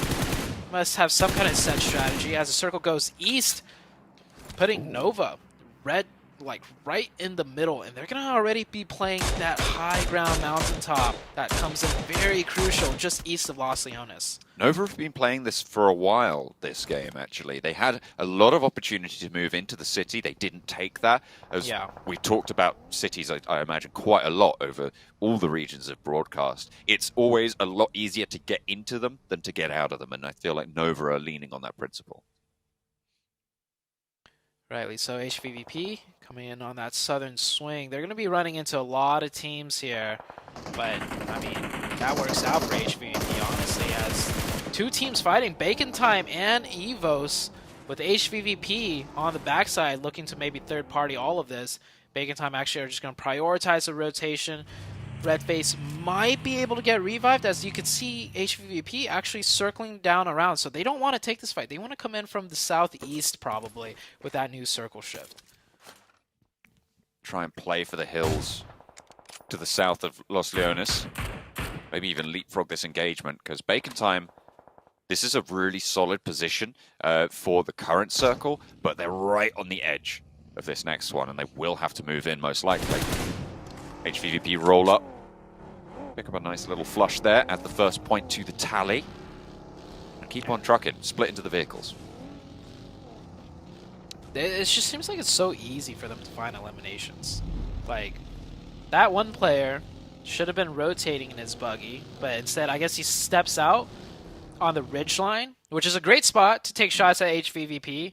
HVVP are in vehicles, and then they somehow knock him and get a point. So they stalk their prey. They stalk their prey like a pride of lions. I'm telling you, this is pack hunting right now. These wolves are out and they are hungry. They find a straggler and they isolate it and they control the ground around it. They wear it down. It is brutal. It is brutal. HVVP certainly living up to that. They should not be able to survive this one, John. As good as they are. I was just singing their praises, and all of a sudden they roll up this hillside. Hang on a minute, Meku's there. Oh, Linked of it away, course. red face. Of course. Flushed out. Only Kitsune down. I mean, it's HVVP. You can doubt them all you like, but sometimes it is just going to go their way. Kitsune does get flushed, however, and they're down to 3 on the south side. They have got a little bit of an opening. But there's Damwon Gaming out over the top and Bacon Time out over the top, and that was a messy entranceway in. Surprisingly, they pick up 1 and only lose 1 player. And if Tixie somehow bends back Bacon Time on his own, but yeah, here we go. Damwon Gaming from the other side. Now HVVP is feeling the brunt force of everything. As good as a team as they are, they can't get away with everything. We'll probably check back in on them like in 5 minutes, and they're probably 3 strong with like 7 eliminations somehow. But Nova sitting very comfortable. It has shifted off Los Leones. It could go back into it if we get a Western shift. Well, this could be a big game for Nova now. Matic taking shots over to Lapar from Evos. Microboy is there as well and will need to be careful of that cover, but Tixie has the back of Matic. Lyzerg as well down the hill, so it's Microboy and Lyzerg both playing the same angle. They know that Tixie's there now. They're worried about the really high ground, as Tixie actually might be able to just swing out low and deal with it. There's shots as well coming in on the side swipe. Matic has the line up, needs to hit the deck and get out of dodge because he's super low on HP right now. It's time for Tixie to come through. Microboy is low. Tixie rolling up the hillside, wants to wind up for this final blow towards Evos, but he puts the weapon away and might come across before it. Microboy now operating on all cylinders. 1 player left standing, has to turn his attention out to Matic. Won't be able to sneak it in. HVVP survive once more, but they need this res, and they need to get going. I don't think they could get the res. But I was saying they're going to somehow make it out of that with 7 eliminations. Hey, they picked up 5. I mean, so HVVP doing HVVP things. But that's once again Evos out early, this time only with 2 points. They already dropped out of the bubble, and now they could be dropping more as Inko right there with 103 points. USG Donuts in the city trying to stay alive here. So many teams right now in the city. We do have some teams out on the eastern side, east of Nova. We do have Alpha 7 and Damwon Gaming. Alpha 7, Miramar specialists, as they have been dubbed. U2 Alliance, shots over towards Fireflux. This is all inside fighting in Los Leones. And with Los Leones occupying probably about, I would say, 30% of this circle, there's going to be a lot of teams looking to fight out of it fairly soon.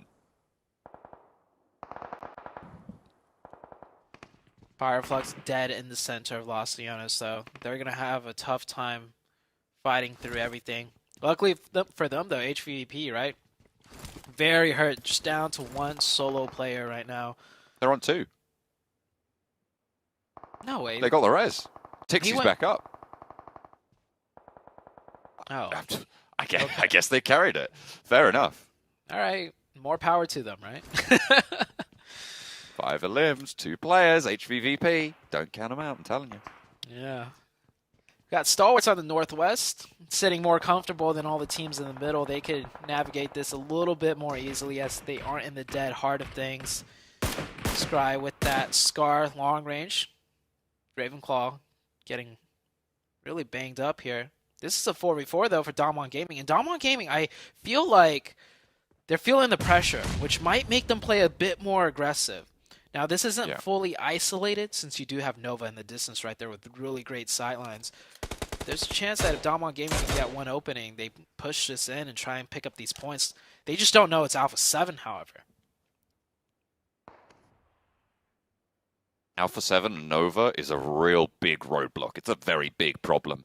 Next circle, just about to pop. It goes north, keeps a little bit of Los Leones in, but it cuts out 3 teams from those Los Leones positions that they currently hold. That's Fireflux, U2 Alliance, actually 4 teams as well, because you've got the Pittsburgh Knights on the southwest there, and Skylights Gaming coming on that south side as well. So every one of those teams is going to have to either leave and swing around or try and move north through the city. It's going to be tricky for them. Yeah, definitely tricky. Nova right now, the biggest thing on their mind is what is their exit strategy once it shifts off of them, and then also they need to be able to pick up some points. Very difficult. This is almost HVVP. What? They just rolled straight in, and they're going straight into the middle. Power right there. Tixie's super low, and they're just going right through everybody. Somehow, they've managed to stay alive for it. Tixie, sliver of HP, managed to get cover. They're in the circle. I like how you ended that with, they're in the circle. I mean, that's the most amazing thing about it. They are indeed in the circle. What? Like, as center as they can get without driving into a 4-man team of Inco also, right? Or 3-man team. This? What is this? HVVP, you can't be doing this. This is PMGC. They're playing the You game can't on just easy do that mode. and get away with it. They're playing the game on easy mode. Power is applying pressure, though. On? Power are applying pressure. All they heard was one buggy, so they know it's 2 players at the very most. And Power, right now, in a comfortable enough spot in the leaderboards, like safety-wise in the group of survival, to be playing a little bit bigger and louder. So they're throwing those nades, trying to get something done. One of their players is knocked, though, on the other side of the road. I think they're trying to finish this fight before going for the revive, but none of the nades are connecting. And they will send one over after applying pressure. But this could work out for HVVP if they get that next knock. Grenades coming through, though. Maddox's going to hit this. I just have a feeling. There's no way he doesn't, just because it's HVVP, right? To the window, launches it. Is it going to be on target? Doesn't quite find it, but does give the vehicle a little bit of jip. You do Alliance in the meantime, taking a fight with the Pittsburgh Knights. Pittsburgh Knights, 3 players strong. 3 versus 3 for the bottom of the table spot. Will be going all guns a-blazing. It's Pittsburgh Knights to win that one out. Maybe with this game. They have, in fact, look, they are in 15th place now, not last place. In the meantime, by the way, Nova and Alpha 7 are clashing on the eastern side. A crucial fight for the table spots right now, as Nova want to try and convert their previous good game into another solid one. This duo from HVVP, though, still grabbing our attention. It's a close fight here. Nova has 1 player knocked. They did confirm one onto Alpha 7, though, so Nova's kind of in the lead in the fight on the east side. As far as the HVVP Valiant stand, hey, I predicted 7 eliminations. They could get it. Ooh. Matic goes down. That might prompt the entirety of Power to push in, and HVVP falls short. 5 eliminations, however. Fireflux, a team that could really capitalize off this, is getting into roadblock themselves, so into the form of godlike stalwarts. And stalwarts are looking to finish this fight out. 4 strong and only 1 up. It is Catch, though. Catch is pretty clutch when it comes to the Fireflux team. We'll see what he could do here.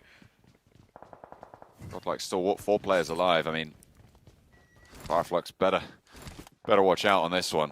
You're right, it is Catch, but imagine that Godlike Stalwart are just going to try and move forwards. I'm glad that HVVP did go down there. As much as I kind of wanted that fairy tale story for them, playing with that duo sailing right through. They should have gone down in that scenario. That is necessary for me to remain sane. Otherwise, I might have. For competitive integrity, you are not allowed to do that, HVVP. Otherwise, I might have had to have been committed if they got away with that. USG Donuts here. Holding strong with 4. This is another team that could break into the survival stage. They've been struggling a lot over the course of the days, but looks like they're getting the better end of things as they pick up 5 eliminations. They take out the Knights, which pushes the Knights away from, passing them up. They still have 4 members alive. The edge of zone, however, as 1 million has wrapped around down south and causing some trouble for the Nova team. Nova's still in the superior position to win out this fight, but Jimmy gets confirmed. That is unfortunate. There's Alpha 7 shots coming through, as well as I believe either from Skylights Gaming or Inco potentially. I think I spotted some shots coming in, maybe even Bacon Time, but 1 million now having the tides turned on them just a little bit. 2 players remain, Marshall and Senke down the hill. 3 players for Nova, as Jimmy, as you said, did get flushed. That was taken away by Alpha 7. Marshall, position known, and Mythix finds a cheeky little angle onto order. Brings 1 million into a 2 versus 2 here, with Paraboy super low as well. Alpha 7. 2 versus 2 for now. Alpha 7 coming in up the hill. Yeah, 2 versus 2 for now. It's about to be a 3v2v2 with Alpha 7 coming in for the third party. Surely Nova knows when they got third party there, Alpha 7 is going to be looking to push. They got a confirmation onto Alpha 7. They know how aggressive Alpha 7 is, and Nova should have backed off already. Alpha 7 is going to come in and swoop up these 1 million points instead. Just about missing that spray over onto Marshall. Looks for a heal. Frozen on the ball with the AKM. Is that Iron Sights as well? Able to nail those shots. Oh, and gets the revive too. Looks to drop down for the revive onto order. Can he stick it? Marshall, Senke, both looking to revive as well. This is a three-way dance that we have going on here. Paraboy with the great nade. Can they finish out 1 million though? They do. And now they have one knocked out of Alpha 7. This could be huge. Paraboys on the top side with a great supporting sightline angle. Order and Frozen pushing in from the low ground. All of a sudden, Nova somehow turned this around onto the backs of Alpha 7, and 1 million already eliminated. And it could not be a worse time for it. Alpha 7, 4th place. They were on that chase. They were looking good to be able to step off this fight if they were able to close it down with Nova. Can they find that final opening? Paraboy does get spotted. Carrillo takes him down through the gap in the rock. Is there an answer for it? Order and Frozen were given the respite to go for those heals. They did manage to get a lot done. Mafioso and Carrillo for Alpha 7, the remaining duo for the squad, fighting off against Order and Frozen. Push over the hillside. Order leads the charge. Frozen is there for the haymaker swing out wide. And off the top rope, they're not quite finding those openings. Frozen goes low. Order still going in though. Carrillo taken out, but Frozen knocked. Order last, Mafioso trading. Carrillo's down! And it's Nova to keep themselves alive. That's the opening they were looking for. Alpha 7 are eliminated. And now it's Nova's time from the south side. Can they regroup as 3 and push on up north? Give me a second to breathe. I was holding my breath the whole time. Whew. John's breathing too. I could hear it. You alive? Do you have a pulse still? Yeah. Doing okay. Okay. All right. No just sudden about. heart attacks. Alpha 7 don't. But Godlike Stalwart, 4 players alive, pushing in on their fight with Power right now. Power, obviously, the team that took down the miracle duo from HVVP, but it might be a little bit too much to ask for them to take on the full squad of Godlike Stalwart. The strafe from Pika goes straight across the doorframe. Handles business. Top the only one to fall, but they'll be happy about that. 7 eliminations, 4 players alive, playing on that west side of the circle. This, again, is a chance for Godlike Stalwart to jump up a little bit further against HVVP. Same for Vampire, though. They've been on this north side the whole time, just playing quiet, waiting for the right time to strike, and given the circles, they're 4 strong coming in from a dominant position. So this could be a huge game for Nova, Vampire, and Stalwarts Esports. Once again, 3+ teams, and USG Donuts if they can finish off this Skylights Gaming push. They're up to 6 eliminations already, looking to push into that survival bracket. Nova looking strong. Frozen with the Mini 14. We saw him using the Mini 14 close range. That's how little left that Nova have to work with after holding that spot for so long, but it works out for them now as these are long-range engagements. That's a huge knock onto Ravenclaw. He will not be able to get revived. That hurts the 4-man team of Vampire heavily. As USG eliminated, Paraboy manages to thread the needle on the shot through the window. Order under pressure, Shaw on the hillside. Was that a sniper? Was that a K9? Yeah, he has I think it was a K9 in the hands of Order, yeah. He's going to be looking to rip some heads off shoulders there. Nova have been playing on the outside of Los Leones for so long. They should have been able to get a bit of a resupply as well off the crates from Alpha 7. Molly from way up high gets the hit in. But the circle does force Nova off the mountaintop. I think that's why we saw Order getting very close. No, they could stay in the circle one more, but they are going to need to come off at some point. They might leave one player up here for support as Order tries to thread the needle. Does not go in. Now Stalwarts Esports, they have 4. They need to push. They're looking at the side of Inko. Inko, once again, in this deep, in this late.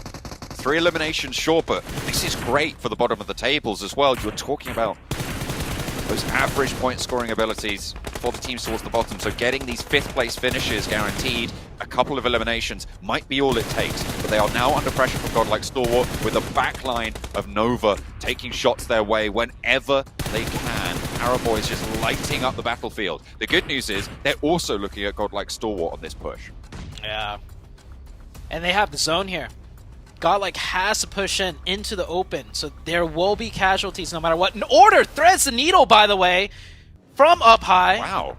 Gets the finish. That gives them the low ground. That gives them the ridgeline, too. Look at that giant ridgeline that they could use for the next circle. Nova, all of a sudden, in a very, very dominant position, even if they lose that high ground. Yeah, just like I predicted, they send 2 down. They leave Paraboy up top for the oversight, and well done. Gets another point for the side of Nova. Nova are absolutely on a warpath today. I mean, it feels like this is so refreshed, so revitalized coming through from the Chinese roster that has left us wanting over the last 2 days. A high frag game over on Erangel, now coming into Miramar. I think they're up to 12 eliminations on this one so far. Yep, there we go, looking for more as Order lines up action, knocks him down. Top looking for this res, keeping them at 3, that's the goal. Like Stalwart, Scry to Paraboy up the top rope, but Scry gets flushed out immediately. Oh, and more eliminations. Inko spotted, moving through 14 eliminations now. They are just punching hard, and nobody can stomach it. It is all-out warfare. Nova burning down the competition. Give me another one. I think the last 6 knocks, maybe even 7, were all done by Nova here. They are looking so... And Frozen's got the MG3. Inko will pick up 1, though. And, of course, now we're down to the last 2. 3 versus 2, Stalwarts versus Nova. 4th place 5 elims is good, but Paraboy just finds top somehow. A sliver steps out and immediately is capitalized on. Order rushes forwards, in with the UMP. Once the spray around the side goes down, but it's not going to matter because you step out into the open and you get ripped apart. It is Nova dominating on Miramar with an excellent performance. Alpha 7 thought they could do it. You got another thing coming. Man, I expected a bigger celebration, but it seems like Nova's just like, we've been in this situation 100 times before. This is what we do, and this is how we do it. That was not a cheer of like a, holy, we just managed to do it, we're back in it. That was a, no, we've been here multiple times, we gotta keep trucking on. And that was not an easy win by any means. Sure, they had a great position at the very end, but that 3-way fight between Alpha 7 and 1 Million got so dicey. That was probably the diciest, most crucial, important fight we've seen all week long. And just by securing and winning that fight over, Nova probably give themselves another 15 plus points. I mean, they get the chicken because of it, and then they picked up at least 6 more eliminations because they won that. That is kind of exactly what we talk about when we say it's easier to get into a city than to get out of it. All of those teams who went in early, sure they survived late, but you don't have that chicken dinner punch potential, right? Nova, they stayed on the outskirts. They stayed on the outside, controlled the high ground, stopped people from moving in. Sure, it looked a little bit dicey, but as you say, once they'd won that fight against Alpha, it was their game to lose. They played it perfectly. They left Paraboy in the best position for Paraboy to be able to play from in that scenario. They gave him long-range angles. They gave him no contest. There is nobody who can do that better than Paraboy. He was dominating from that high ground. Order, this absolute cruise missile that exploded anyone that stepped up to them. Nova are back.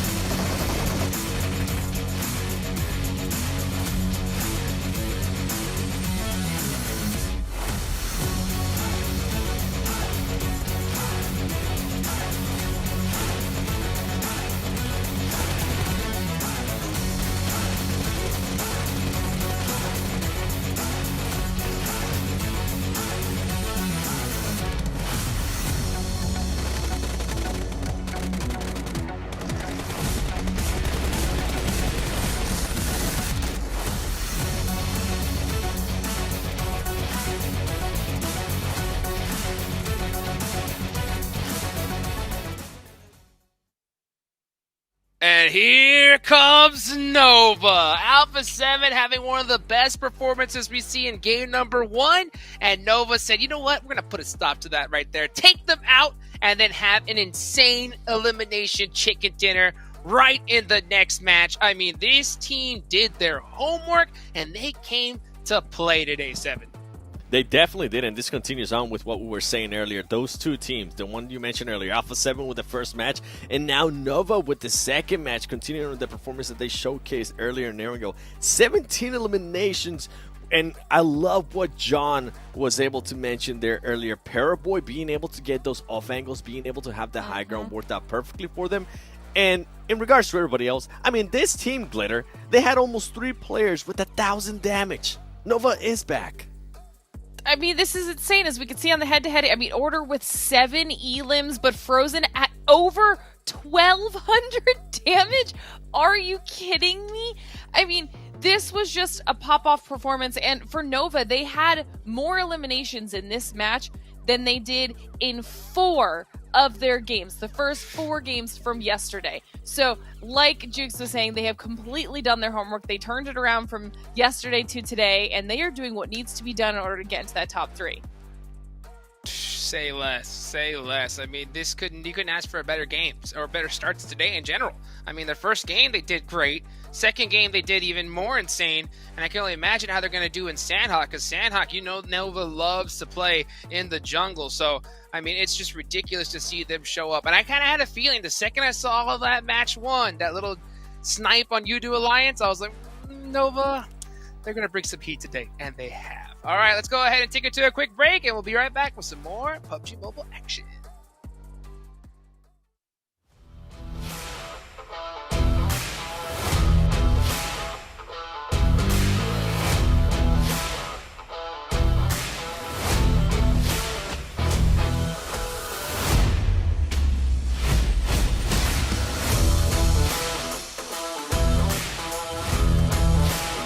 PUBG Mobile. Prepárense para experimentar los nuevos eventos que se vienen. Prepárense y únanse. Disfrutar el juego.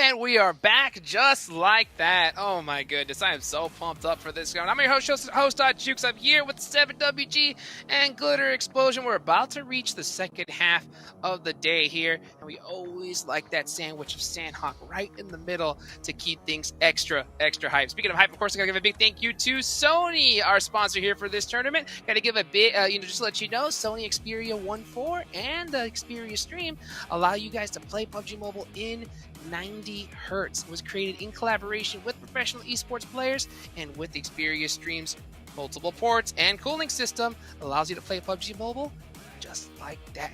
So guys, let's take a look at the overall rankings. Let's not waste any more time here. Let's see how the leaderboards have moved. And welcome back, Nova. Welcome back. Hey, where's Alpha 7? Where's Alpha 7? What happened? Wow. Forget okay, Alpha 7. Yeah. Sheesh. Glitter, and take this it is away, crazy please. because Fireflux is still above the 200-point mark, which only 4 teams have reached so far. But Nova, in just these 2 matches, went from down in 8 all the way up to 3rd, and only 6 points behind Godlike Stalwart, who are now up from 3rd into 2nd. So, I mean, the performances, and not by, I mean, HVVP not safe by a lot, only 3 points. But like you said, Alpha 7, who they're dropping down, and now Inko, look at the point gap that Inko has created over Evos. That is lovely to see there for Inko, and I mean, this is a team that we've been wondering how they were going to be able to react now that they were in the top 11, that we're able to showcase that, hey, they're putting themselves in such a great place every single match that they can at least are able to steal some eliminations, get some eliminations, but most of all, get those placement points, and it's working out for them. Evos Reborn's got to wake up 1 million. I mean, if you want to get a chance, you got to wake up too. And a big surprise to it, and a team that might be looking to snipe that 11th place is going to be Donuts USG. We actually saw a little bit more of them on that last Miramar. I wonder if any of those teams are going to be able to step it up here in the upcoming Sandhawk. It's got to start now. It has to start now. Like, literally, this is chicken dinner time for any of those teams at the bottom, because it's really only 11th place that's in contention at this point. I think 10th on up are pretty much safe with that little gap that they have. But, you know, if you are a team at the bottom, you really, really need a monster performance here. And to be honest with you, none of their names are here on this list when it comes to top performers, Glitter. So they got their work cut out for them. Facts, 100%. But obviously, we've got Nova up here for top Sandhawk performers, and we actually have the entire top 3. So you've got HVVP, Godlike Stalwart, and Nova. So the entire top 3 are going to be top performers on Sandhawk. And then Vampire, though, is the one with the best performance, and they're a team that needs to make their way back up into that spot 7. Once again, we're watching teams have to take each other out. I'm so glad you mentioned Vampires there, and I'm so glad that they're actually one of the top performing teams in Sandhawk. That's why they're actually one of my teams to watch for this next match, because they need to do something to be able to react to what the likes of Nova's doing, and also to what the likes of Alpha 7 is going to be looking to do here in Sandhawk 2. We know that Alpha 7 can sometimes perform really well, even though they might not be there on the top teams. Now, the reason why I put HVVP on my teams to watch is because they don't have that comfort lead anymore. They could be looking in some crazy scenario to drop out of top 3, depending on how some of the second place, third place, and fourth place finishes off. And I noticed that you still have a Nova there. You also have Godlike Stalwart. Okay, good picks, Glitter. They're just so close, and they're both performing so well. Like you're saying, that there is the potential to overtake HVVP even, because there's no more big point gap for HVVP at the top. But also, I'm still watching Inco. All right? They have been like a brand new team today. I don't even know what's going on. They now have a double-digit point lead on EVOS in just these first 2 matches. So, I mean, that feels good for Inco, right? That's strong. And I mean, something to keep in mind there with what you're saying with Incos is, yeah, they might have right now a, 12-point lead, but that's not enough. We saw what happened to Eagles before when they actually had some kind of lead. We're still going to have 4 games left. After this one, it's going to be 3. Quick little math there for you. And you can see EVOS is feeling the heat. They have made a switch in their roster, and I'm wondering how they're going to be able to react here in Sandhawk. We're not seeing those smiley faces. We're not seeing that relaxation anymore. They're going to be feeling the pressure. You can see Euro Alliance, they're maybe going to be looking to do some kind of a switch here. Samil, remember the guy that was always looking and smiling at the camera? That's not the case anymore. These teams are trying to make some kind of miracle happen here. Well, let's see if they can have a miracle coming up right now. Let's take it on over to our casters for some action in the jungle. It is so close. It is all down to the final couple of games, and I mean, I thought it was a one-time thing back in Group Red, but I'm so glad to see it again here in Group Green, that there are so many teams fighting for it, and definitely in with a chance. We are starting to see a couple of teams in the middle, those Ute, who do have not really too much to worry about, but also not much to gain in these scenarios. I'm looking at Damwon Kia, at Power Esports, and Skylights Gaming. Yeah, it's also sad for me that you mentioned Damwon Kia, right? That was a team that we were talking about all throughout the week. And now, by this point, I gotta kind of agree with you. It feels like they've just don't have any gas left in the tank. And they've had just consistently, not even bad well, I guess it is bad if they're not getting any points to go up the leaderboards. But they're just, slipping down. See Paraboy there, doing a quick little neck stretch before he gets into the start of this game. And by the way, this is like typical Nova fashion. They always show up towards the very end when they really need to get it done, but I don't want to jinx it just yet. They could still easily not make it in the top 3. Anybody near that, 4th, 5th place area could still break into the top 3. So things are still wire tight right now. Yeah, we're looking at, I would say, 7 teams that can make it into the top 3 at this stage, with only 4 maps left to play, including this one. That is really close. Bacon Time 182, probably an outside chance at this stage, but still very much within striking range of Nova in 212 on the 3rd place bubble at the top. It is quite the gap there. It's a 30-point gap, but I mean, these are the teams that can do incredible things, right? They're the top of the table performers. They can make those things happen. Taking a look at the map right now. There's a little bit of congestion towards the southern side, but everybody should be okay. Paraboy, I think Nova are trying to, split and get more control. Starting off, not just everyone landing on Painan, and teams are kind of altering their drops here and there, around this south of boot camp area. So that's why we saw Paraboy parachuting and then deciding better than to take a 1v1 and come back and land with, I do believe that was Frozen. Yeah, Frozen that picked him up. Bacon time here? All the way down in the south. I'm looking at the split from HVVP and Pittsburgh Knights right now. This is 2 adjustments that we're seeing come through. Tixie dropped down to the compound on the west side of the river, down south. So that's on the southwest island, just to the east of Ruins. Coops is with him there, though.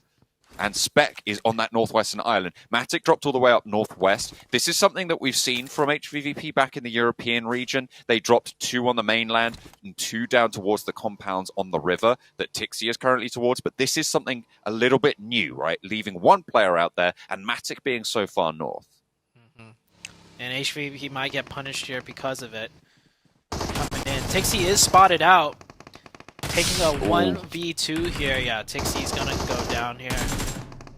As strong as HVVP is, Tixie. Said it. Yeah, he can't manage the 1v3. Tixie will go down. Yeah, a lot of adjustments being made on the very last game of Sandhog. I think teams are like trying to pull a quick one, almost, right? Last game of Sandhog, no more being played. They've done the VOD review. They're thinking like, okay, imagine if we could also get a foothold in Trifecta, plus the Northwestern Island.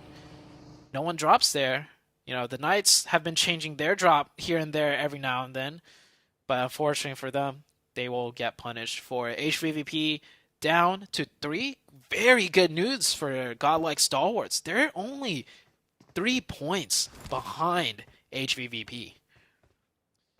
I have to feel like maybe a little bit of a misstep there. I mean, maybe you don't expect the Pittsburgh Knights to do something like that. Maybe you're not reading too deep into it, but before, when we've seen HVVP have success with this sort of a drop, they've left 2 players down towards the south, and they just didn't have that backup. With 2 players, I think HVVP could probably take on the Pittsburgh Knights at this stage. They are just that good. But they just don't have that sort of prowess. Inco move in fast onto the south side. This is the east shoreline that they've managed to take up in Trifecta. Xenox will be the only player from the Pittsburgh Knights on this side of the river. This could play in big for the Knights. They don't know Xenox's position. So if one player... You know, I almost want to say if one player of the Knights gets knocked on the other side of the river, it might actually work out in favor for them. Because that might prompt a push for Inco. But I don't think Inco's going to push. Inco did a really fast rotation here from the quarry area to get dead set center. This is the center of the zone. Oh, Xenox throwing a nade. That will let Inco know there's a player on their side of the river. Unless I think someone could chuck a nade from all the way from the other side of the river with that much accuracy. They should be a little bit more aware now. Spec is going to put one up. So maybe they're going to see that and think, oh, it was just that. It was just the wind. Don't worry about it. Just a creaky floorboard. Xenox proning around here. Meanwhile, rest of the map, everyone else is playing it slow. Inco, the only one playing it fast, making that quick rotation. HVVP also did lose one, of course. I feel like I just want to touch on it again real quick. I think that was a mistake because as you're parachuting down, you should be able to see, you know, the Knights, and the Knights have played this position before, so you could be a little bit more cautious. Pull your parachute early, see 2 other shoots, and then have enough time to back up and join the rest of your team right on that northwestern island. So a little bit of a slip up, I have to say, for HVVP. This is actually a fairly crucial engagement for the Pittsburgh Knights as well, because Inco, as we've been talking about, is the current bubble team. If Pittsburgh Knights want a chance, taking them down here would be great news. Just getting any points for the Knights at this point would be great news. It's true. Yeah. Nova on the hill. They've rolled up to the back of Inco's position, but will have sightlines over towards Pittsburgh Knights as well. That's going to, I imagine, play pretty difficult for pretty much any movement now on these compounds. Yeah. Nova's used to getting at least one side of the bridge due to the fact that they drop in Pine On, right? It's so close. But Inco, like we said earlier, did a very extremely fast rotation, so beat Nova to the punch. Now, Nova don't have access way to that area, which is a spot that they usually leverage into their overall strategy and rotation on Sandhog, so Nova's going to have to improvise a little bit now, in my opinion. See if they can come up with the goods. Power taking a knee towards Godlike Stalwart, which is very good news for their run. Remember, a 3-point difference between the second and first place teams right now. Pretty huge. Will not be the nicest of feelings for HVVP to go into the final 3 games on the back foot, not in that first position. They haven't been out of that first position since they took it. There was a tie during one game with Vampire. Yeah. But other than that, they haven't been out of that first position. So losing it here would be pretty horrible. Ooh. A south shift on the circle, that's quite interesting. It's going to make it difficult for the teams on the northwest. That's Vampire and HVVP. But do you choose west or do you choose east? I choose the middle. I think Nova has a great opportunity here. There's that bridge down to the south, which is a little bit... Actually, I don't think they should go for it. Because if it goes up to the north, they're put in a tough spot. Yeah, this circle is a doozy, for sure. You know, the Knights are in a good spot. Alpha 7! Oh! They were on an absolute tear game number 1, put up a strong fight game number 2 against Nova, and just like that, 2 down to a nade. Skylights Gaming, an unlikely contender to be the ones to take down Alpha 7, looking like they will in Alpha 7 early here on Sandhawk. But this is one of the teams that is now unburdened by the tables, right? This is a team on 142 points, no one really pushing up from underneath, nowhere really they can go up top. So they can just go for these plays and try and make it work. Skylights Gaming, hang on a minute, Frozen's in the mix of it. Somehow, a little bit of a third party coming through from Nova up the top of the hill. I mean, it's the power of this hill to the east, right? Can they use that control? Skylights Gaming will have to learn to share with Alpha 7. Fireflux just picked up 3, I believe, on the north side right there against USG Donuts. Fireflux do lose 1 member. This is a team that was in the top 3 just before the last game, and they are bumped out. They're in 4th place now, so they have to fight for their spot in the top 3 once again. Starting it off strong, I would have to say, with 3 points. They do lose 1. Alpha 7 managed to hold here that third party from distance, slow things down for Skylights Gaming, and keep Alpha 7 alive just a little bit longer here.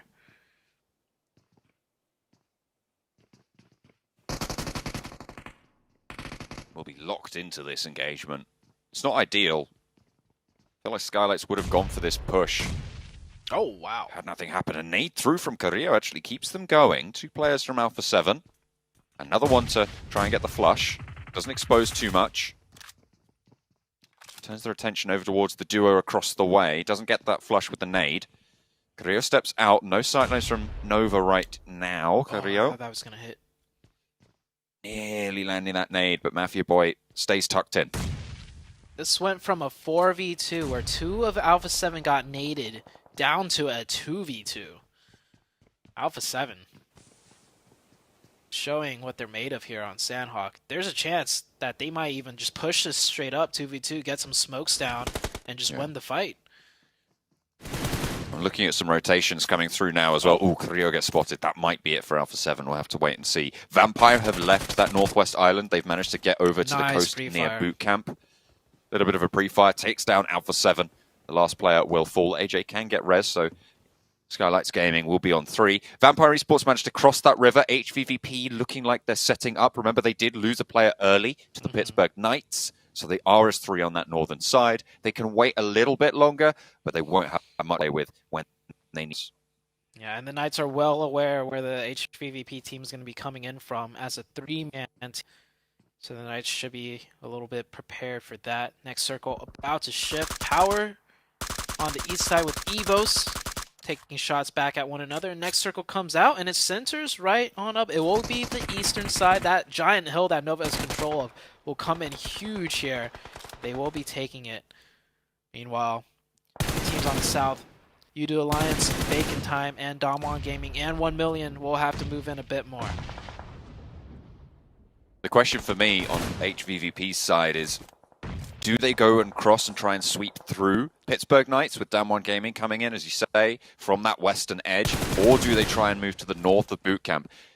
I mean, it'll be bold, but they could even swing up to the north bridge and come in that way.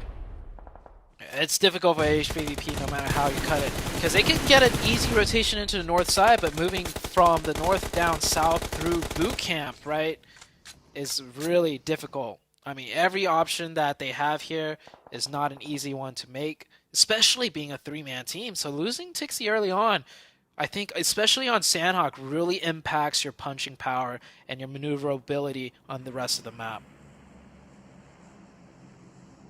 We've seen stranger things happen, though. Godlike Stalwart now 1 point behind when you add in the eliminations from second place. This is a team that we not necessarily had discounted earlier in the week, but hadn't seen what we wanted to from the squad, and they have since impressed. They have been here to play. They had their step up yesterday, and they seem to be continuing it today. Nova, though, obviously the new addition to that heavy hitters today has been mental for them. And with the position they have, it's a potential for yet another really good game. Yeah. Weren't they 8th at the start of the day? 7th or 8th? They might have been. Yeah, somewhere down there, like barely hovering in the first page. And after 2 massive games, they're in first. Another knock coming through. I don't know if he'll be able to get that confirmation, but Nova playing a 1-1-2 split. 2 at the compound south of the hill, 1 at the top of the hill, and then 1 in a more forward position out of the form of order here. Nova are just maximizing control, maximizing point opportunities, most importantly. And that is how you win the game, right? In the end, it is all about how many points you're able to get out of it.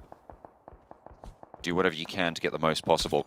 Molotov forwards from the party. EVOS yet to go for this committed push, but you know how many third parties are going to be coming through. Fireflux are out to the west of this engagement. Godlike Stalwart currently controlling boot camp. And that river crossing out to the west of it still a little bit fraught with danger. Kisune from HVVP is trying to make a cross right now, actually making it to the cliffs underneath boot camp. The other pair from HVVP just providing a little bit of oversight. Next circle is going to pop. It goes down south, but it stays on that eastern island. The bridge still in zone. Bacon Time Damwon Gaming 1 million. Multiple teams, HVVP as well. And on the northeast side here, we finally have a fight breaking out. Both of these teams need to move in. They're going to take the fight with each other, and that's good for EVOS. 2 duds in a row when they were the bubble, dropping out of the bubble, finally showing signs of life and fight to try and break back in. 3 eliminations on the game, keeping all 4 of themselves alive. It is, as you say, a good start, but they're going to have to fight through Fireflux and Skylights Gaming ahead of them.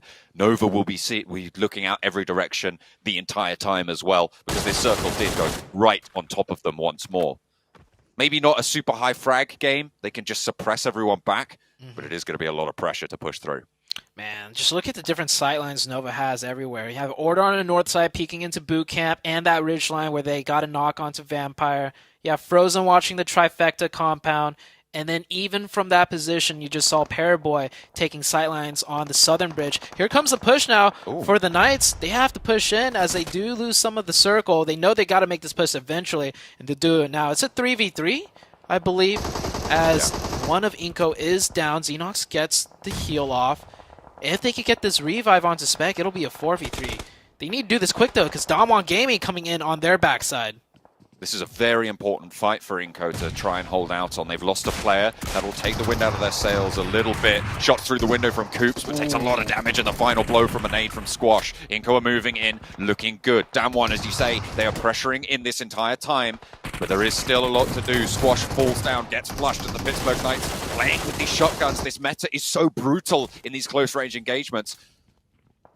They just need to try and hold it on, but with 2 players left, they might have EVOS biting at their heels, falling down here. Damwon Gaming pushing across the river now, getting involved. The Knights feel the pressure. They're just going to go ahead and go forwards and take the 2v2 instead of worrying about Damwon down to the 1v1. Oh, no. They'll clutch it up, but Damwon Gaming coming in strong here. Unless if Tensa pulls out some insane clutch, this should be the end for the Knights. The Knights will pick up 4 elimination points, however. Nades raining in, multiple angles being taken. It is not looking good for the Knights. Damwon Gaming coming in strong here, picking up 3 eliminations. If they get the chicken, maybe they could get a shot back in top 3, but highly doubtful. HVVP, however, yeah, difficult zone. They're just down to 1, I believe, and not even showing much, capabilities of being able to fight back. New circle right onto the likes of Nova. This could get tricky for them as multiple teams will be looking their way now. I mean, this is a chance for Nova to jump up. This is a chance for God. Currently, Godlike Stalwart only that 1 point behind. They just need another elimination to draw level, and they lose. And HVVP lose the tiebreaker. They've only had one chicken dinner this tournament. Godlike Stalwart looking to push in. Nova looking to push in as well. Fireflux down to 1, unlikely that they can take that push. But Vampire with 3 eliminations on the north side. They also have a little bit of potential, as you say. Nova has readjusted to this new zone, but still playing split as always. It seems like Nova just understand the map dynamics so well and just understanding other teams, what they could get away with in terms of playing split. Evo's taking the fight with Godlike Stalwarts. One of them is knocked. That nade might knock a player or at least do some massive damage. Microboy tosses it. Will he get it? No, throws it towards the wrong tree.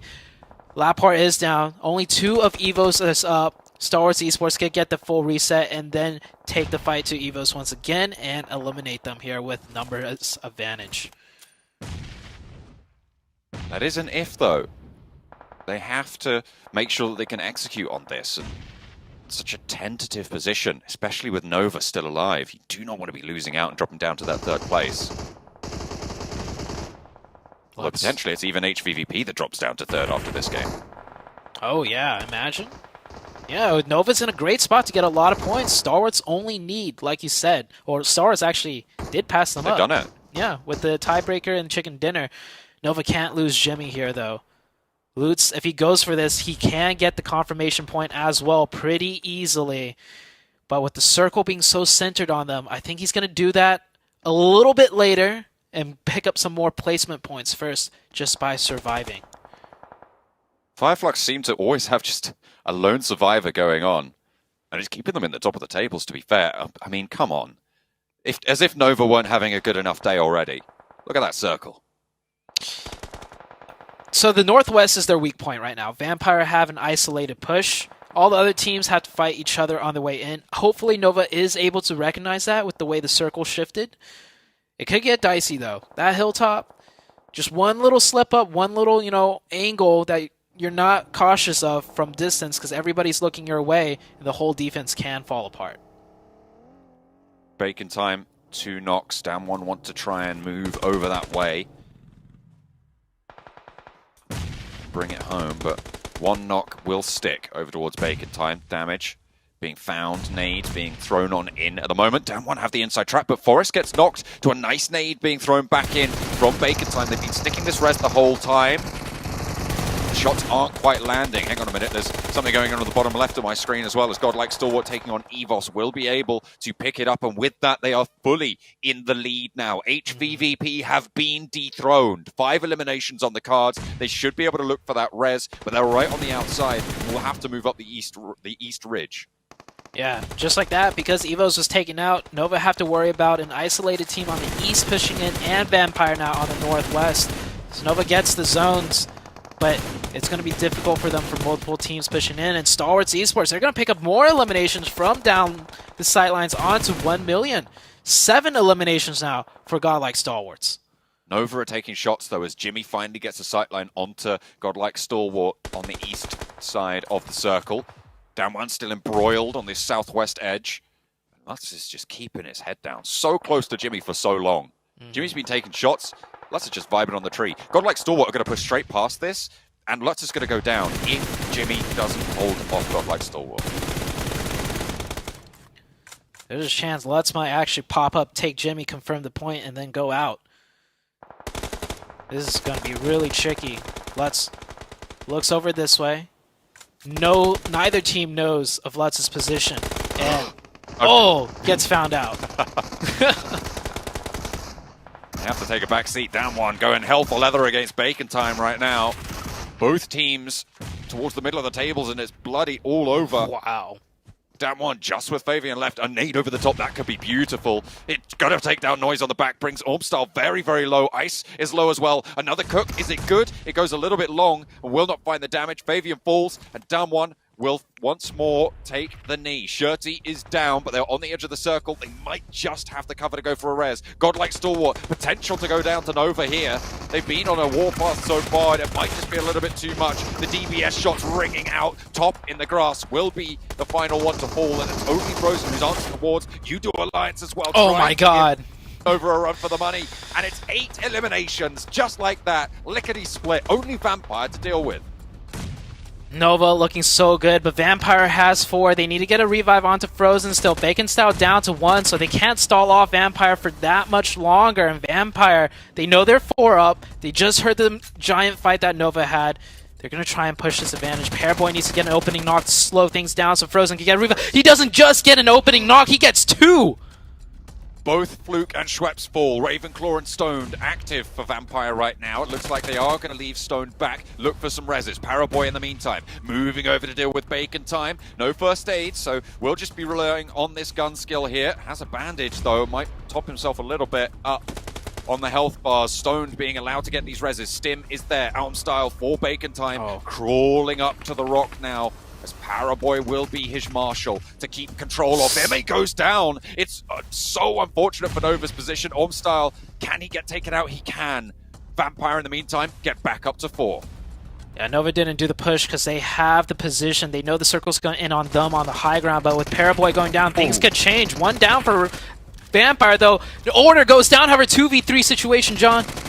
Jimmy from down low and Frozen on the off angle. Can Jimmy hold it out? One falls to his barrel. And next is up is Schweppes. Fluke jumps over from the top rope. Oh my god, Jimmy! Up for Nova to keep them in the top. They will hold the top of the mountain and they will lay claim to the tables, because with that, Nova should be able to jump up. Vampire with a big game there as well might be in contest even for that 3rd spot against HVVP. Order who? It's time for the Jimmy show. Jimmy, the close-range clutch player coming in this time. Order didn't even need to get involved in that fight. And once again, look at how calm and reserved they are. They do this. This is incredible from Nova. This is why they're back-to-back champions, right? This is world championship stuff right now. I will say, they kind of got the circles there, but still. It's Nova. True. And Frozen. But I mean, there was a lot of times where it looked a little bit more shaky than maybe they would have liked. We didn't get to see the full engagement between Godlike Stalwarts and Nova, right? Godlike did have to push in from the blue. They were at a disadvantage there. But it's a 4-man team of Godlike Stalwarts. Any team less formidable, than Nova and like maybe HPPV and another top team, they could have fallen. But Nova held it strong, and plus, You-Do Alliance did come in with a quick third party, and that got shut down too. My question is, can HVVP survive in these top 3? A question we didn't think we were going to ask ourselves. Nova's taken their toll on them, and they are at risk.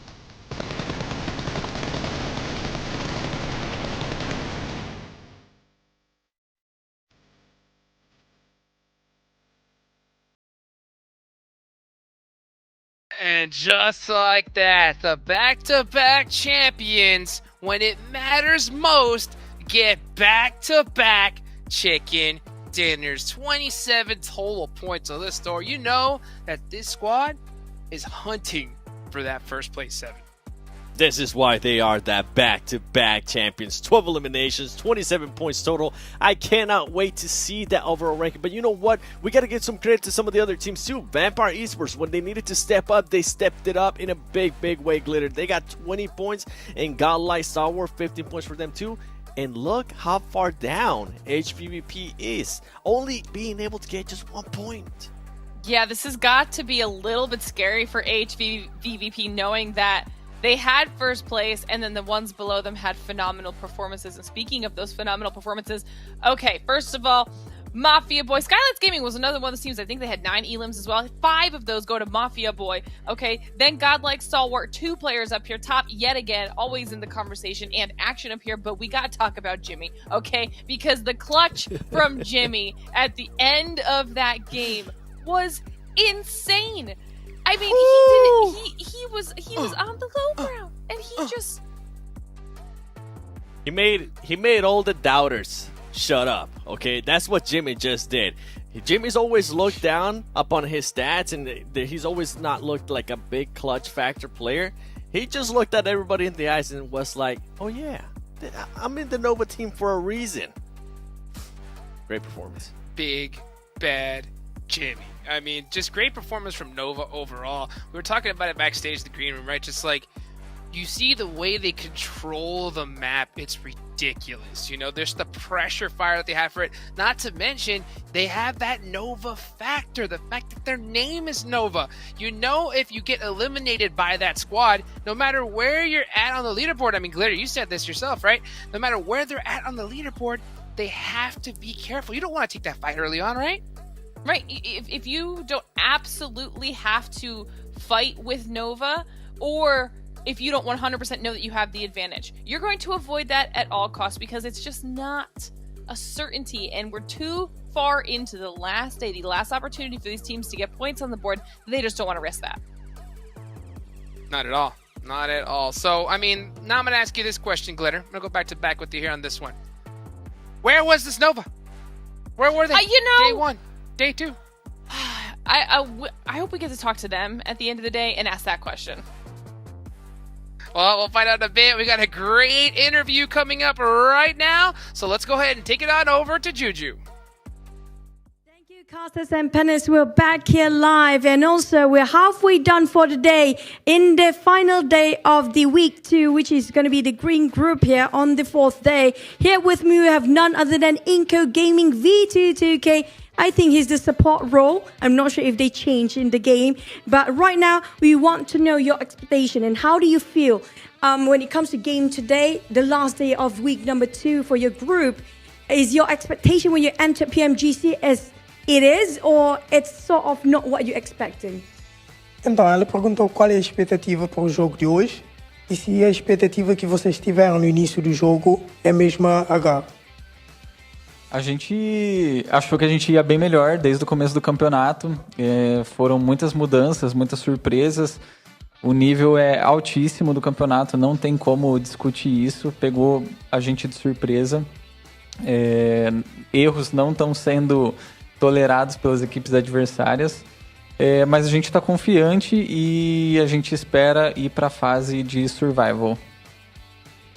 So like they're not like playing as they wish in the beginning, because they say like the level here is really hard. Like all the teams, they're all good players, and like they made a few mistakes that the other teams like didn't let go. So for them now, they just expect like to keep up their game and maybe do better for them like to go for the survival stage. I'm sure they can. We're already done with our last Sunhawk for the week here. It's left down to with Erangel and Miramar. Now, which map between Erangel and Miramar you have a better chance when it comes to your scores here? Então, tipo, terminamos o Sunhawk agora. Então tem Erangel e Miramar. Para vocês, qual é o melhor mapa que vocês gostam de jogar? Acho que Erangel é o mapa que a gente tem a estratégia mais sólida, que provavelmente vai dar mais certo. So for them, like the Erangel is the map that they better use like to play. So like they waiting like good results in this map. And what about Miramar? Are they done with Miramar then? So quanto ao Miramar, você já desistiu ou ainda não? Não, ainda tem uma partida em Miramar. A gente tá com um spot novo e a gente tá treinando nessas estratégias, tá aplicando as estratégias que a gente treinou. E também a gente tem fé que vai dar certo, tem mais 3 partidas e a gente brasileiro não desiste nunca. So they said no, they didn't give up. They still have faith for like the Miramar maps too, and they're like Brazilians, so they always have faith like they can do better. and they can keep up like for the top 11. Never give up. You can do it. I know you can do it. Go Eco Gaming all the way. And thank you so much, V22K. I think that's it from us. We're going to toss it back to our casters and panelists. Take it away.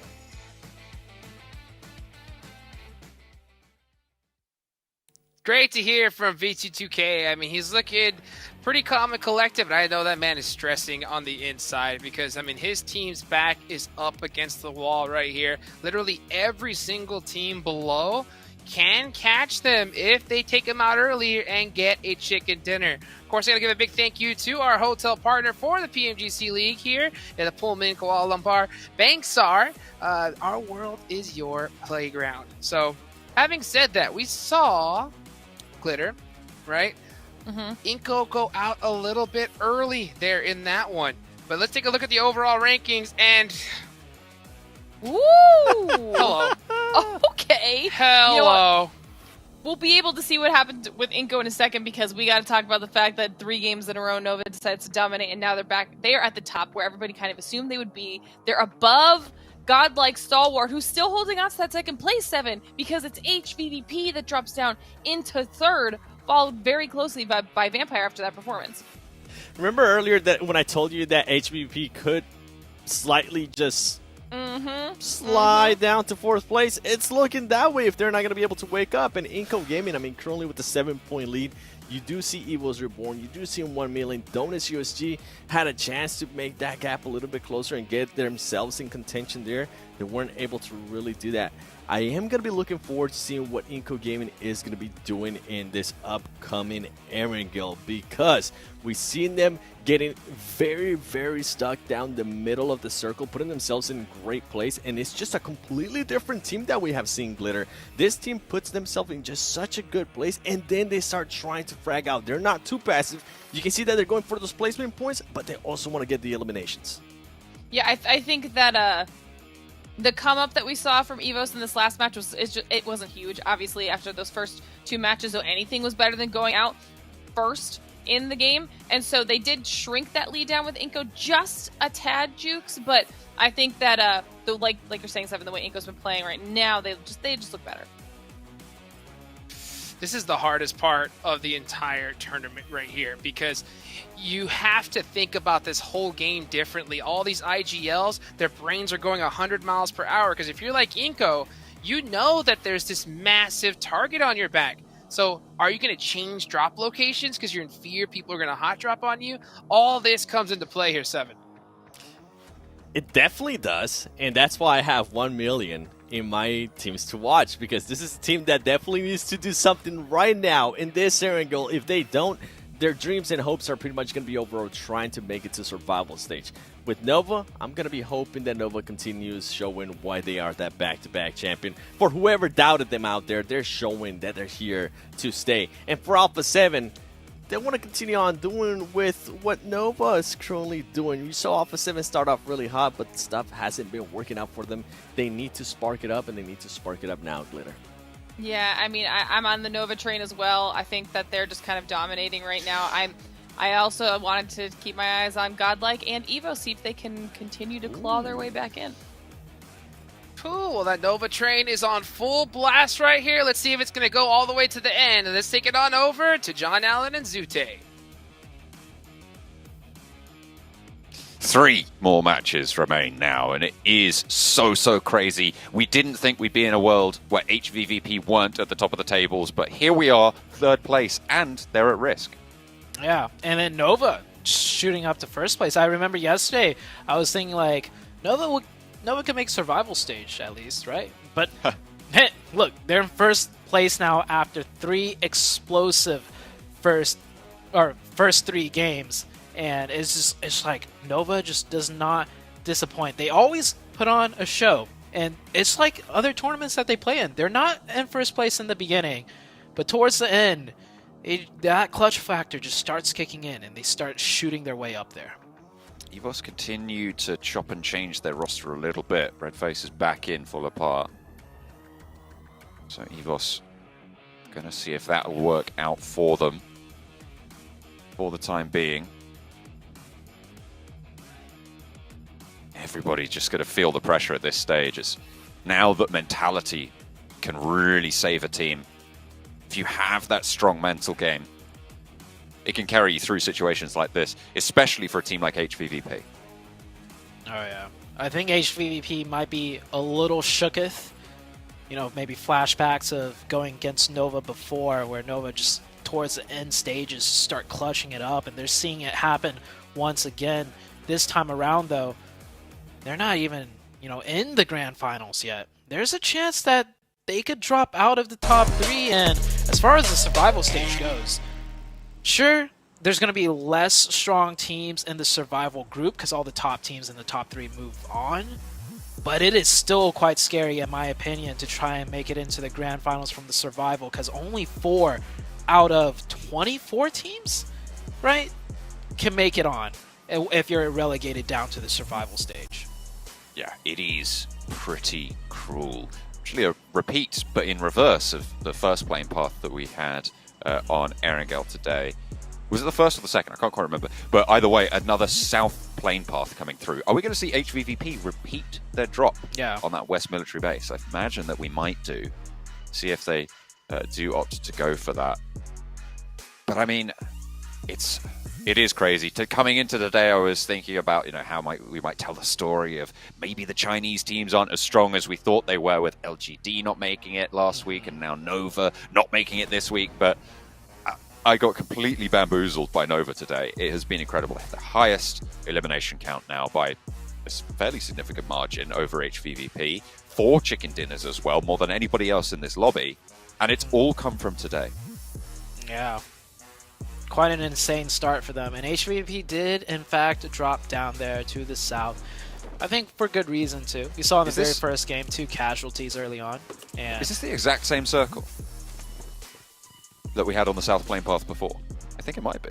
Pretty close. I mean, the center of the circle is kind of where it ended. The Knights not stretching up to Pachinki because they need every point they get. They spot 1 lone player dropping here, and they're going to go for a quick isolation. Redface, smart for him to go up on the rooftop, but quickly caught in the off angle. Down to 1 HP, no first aid kits. This should be the end for Redface here. Very difficult to get anything done there. 2 players move out, actually hops over, but Tensa goes clay pigeon shooting. Will take it down. First blood goes through to the Pittsburgh Knights. Still, I mean, at this stage, I'm kind of counting them out of being even able to get up to that survival stage bracket. Inco 117, EVOS 110. That's the fight we're sort of looking at, with 1 million as that outside chance to maybe be able to drop up into that table with a good point scoring game. But with a couple games left, you do know every team not yet in that bubble is going to be trying their hardest to get every little desperate point they can get. And that could lead to teams like, not necessarily, you know, getting taken out by them, but it could lead to teams taking like hard casualties because they're so point starved and point hungry. There's a cheeky little question there that came through. 57% of the answers were right. It was Buradam coming through to take home the first group red of the league play. That is a team coming from Thailand. They did incredibly well to step up in that first week, and it was really, really cool to see that resurgence. It was also fairly late, comparable to Nova's rise in this week's games. The last day, things always change up in the last day. 1 million doing a little wheelie on the side with that tricycle. Man, the tricycle, such a terrible vehicle. It's just awful. I don't know why they have it in the game still. Like, no one likes it. You can't even have any cool skins with it, in my opinion, right? Like, if PUBG Mobile were to do like a cool collab, they'd like, you know, like we got the Tesla, we got multiple sports cars. Who's gonna settle for? I think there has been 1 tricycle skin though, so don't get me wrong, but imagine getting a tricycle skin. Oof. I don't want to. Don't make me do that. Maybe Hagrid's bike from Harry Potter, you know, get a little skin on that. No, that's actually a great idea. There you go. That would be cool. But it makes me think of that one meme. It was like, Mom, can I get a car skin? And it's like, but son, we've got car skins at home. We've got car skin at home. Oh, man. All right, let's get back into the game. So the circle, like you mentioned, pretty centered around where the first game of Erangel ended. Of course, who knows where it could go. Every circle has been crazy as far as where it's been ending. This first circle, looking very standard, could end up in school for all we know. But for all the teams, everyone's spread out. Everyone's doing their looting. Nothing really tricky besides that first blood that the Knights got onto Evos, which does hurt Evos quite a bit. That's a team looking to get into that top 11. And just, hard start for them. Another trike coming through from HVVP on this south side. Only one player going down for now, but yeah, you're right. Hard news for Evos to swallow. As well, with Redface just coming in as a substitute. Yeah, they just subbed him in too, yeah. Yeah, it's kind of nasty, really. This might sound mean, but he's getting subbed right back out. I'm joking. Maybe. That's I might not be wrong, but it's like Evos could feel the crunch too, right? Constant sub-ins and sub-outs. They're doing everything they can. Every little potential problem, they're just like, okay, maybe this is a problem. We'll put this player back in, or we'll take you out. But I mean, that's what it's like when you're right on the cusp, when you were in the safety zone and then getting kicked out, and then not doing well for multiple games. That's what the pressure does to a team. And there is so much of it now. The PMGC, this group green, I mean, we called it before coming into it the group of death. It seems like it might live up to that name. The amount of pressure being exerted is absolutely incredible. Mm-hmm. I'm looking at those top three spots, and we've talked a lot about it in terms of getting that direct qualification to Jakarta later in the new year. And it's going to be really, really good news if you're able to get there. But not only that, there's the money that's involved as well, because the jump up is very, very significant. $85,000 for placing third place in the group stages. You know what fourth place is worth? $22,000. That's a real big drop off. With the caveat, it has to be said that the survival stage has a prize pool, with the top prize there being $26,000 and the last chance being $27,000 for first place as well. HVVP though on the warpath. Oh, wait a crucially, second. Vampire. Hang on a minute. I'll cut the money talk right now, because Ravenclaw on the ropes will get spotted out. A lovely supporting fire coming through from Kitsune, and they can get that res on the forward position. Vampire losing a player to HVVP is so important as well, because the fourth place team Vampire now has their force diminished somewhat. And, oh no! Oh, the other angle! No! Oh, it comes back twofold as well. They send it back on in, and Vampire are still in this fight. They are not going to go down without their pound of flesh, and HVVP, they don't even want a part of this anymore. They're going to give it up. They leave the two players out the field, Matic and Kitsune. It felt like it was a good trade for HVVP. They were going to be able to get the res, get back on the road, but no. Halved, and again, they are cut down. Can they go as a duo much further? This is catastrophe for HVVP. It's not just Vampires that are celebrating, picking up those points. It's also Fireflux, Bacon Time, and Alpha 7. All of these teams immediately are like, all right, HVVP down to 2. Still got a few more games to go. We could pull this off. HVVP, though, multiple teams now, just all of a sudden, they're smelling blood in the water. And they're weak. HVVP down to 2. New zone pops out. Shifts hard to the west.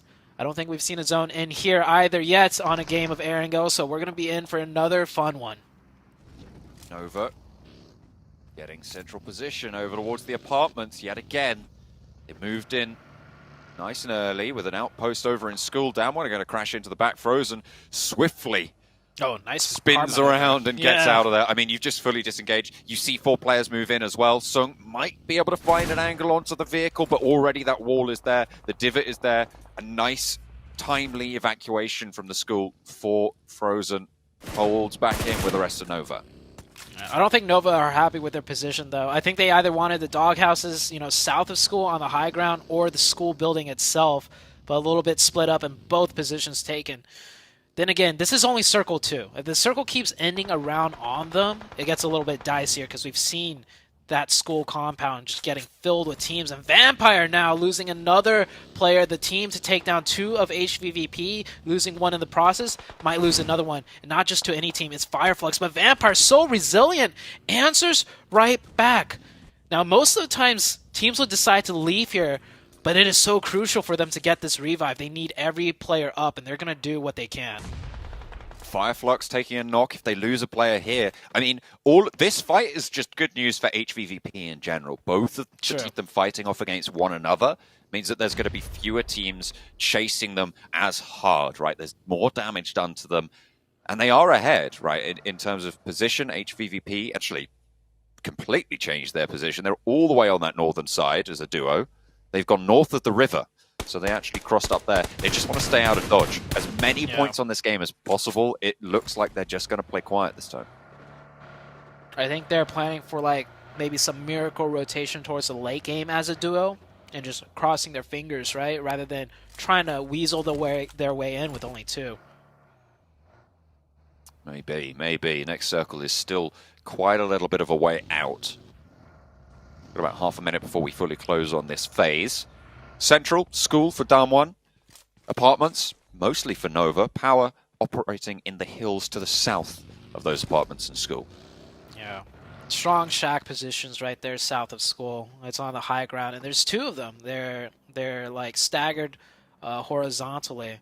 A lot of teams do play split there in the beginning, so we'll see how that plays out for them. And as far as like going from 4 players down to 3, that's fine. But if you're going to go from 3 down to 2, you really do want to fight to get that 3rd member up, which is why we saw Vampire do what they can to get that revive. Because once you're down to 2 players, you become so limited in what's possible. But with 3, if you're playing confident and strong, you can almost play as a 4-man team still. Circle hard shifts a little bit to the west, so we're seeing those rotations come out now for everyone else towards the eastern side. Potato Hill for Godlike Stalwart. We'll be able to probably spot out a couple of rotations coming through from this eastern side. Might be a major linchpin to be able to scout that north side of Potato Hill, probably one of the prime rotation areas. But I think a lot of teams are going to know this and head a little bit further south, one of whom, EVOS, close to Bacon Time. Here comes Inko with the full send towards the center of the circle. You were saying it seems like Inko has just been trying to get dead center on the 3rd circle. It has been working out for them, and it looks like it's going to work out here as they get the opening onto the Knights. The Knights playing 2-2 split. Now 3rd circle, it can work, but times are getting desperate for a lot of teams, so this might be a little bit too late to play a 2-2. And Coops also goes down on the other side. That is the Knights now down to 2 players, and Inko picking up 2 elimination points, and we'll get the full reset. The Knights just making mistakes, in my opinion, at this point. Yeah, I mean, they have been making mistakes sort of fairly repeatedly at this stage. Yeah. This is where pressure really does come and get you. You're sat at the bottom of the tables. It's not ideal. Tixi and Meku. Seems like HVVP have been making their fair share of mistakes today. 2 players down. They'll try and careen across the open ground with Olio up the top of the watchtower there. It's going to be pretty tricky to get past 1 million of there. Oh, Meku, no! He hops out. Oh, he draws it just short. I mean, he necessarily needed to find that shot. I think, yeah, Tixi's not even going to stop for this one. Meku is left high and dry against 3 players from 1 million right now. Actually, not doing terribly. No teams at the moment in a position to really take those off angles. Hang on a minute. No, someone's chiming in. Smoke does start to bloom. Is he going to go down? Have to wait and see. Does Bacon Time crash into the position from Inko? Yeah, Bacon Time now with 4 down here. 4v4. Oh, Bacon Time from Damwon Gaming from long range. That is from the school position. I don't know if they'll be able to get confirmation. Oh, gets really close. Actually, they do pick up 1 and got a 2nd knock there. The 2nd knock won't be able to be confirmed, but Damwon Gaming putting some nice shots in. 2 elimination points for them from the school position. Both Fireflux and Vampire were able to get back to 3 for Vampire and 4 for Fireflux, which is the maximum they could have had possible from those engagements. Vampire currently holding on the northeast side of Pachinki, that's southwest of this circle. Fireflux a little bit further into the circle, same axis. They're playing with 4. They have got a solid position here around the roadside. Next circle comes out. Goes back to the northeast. That keeps a lot of teams in zone. Stalwarts has to make a play. I think they might be able to play that high ground still on the edge for one more zone before they see where they really need to push into. HVVP down to the solo. He's actually playing at one of the shacks that we were talking about. There's two of them. Power's at one, Tixie's at the other. There's a good chance he might actually get pushed by Stalwarts here as a solo player. Inko, I don't think they're aware that Bacon Time is down to 2. It looks like they're getting aggressive though, so they might actually have a decent idea. Get a little bit of a spot going. This game, the teams that I'm really watching out for are Vampire and Fireflux, as well as HVVP, but we've already seen them be cut down fairly significantly.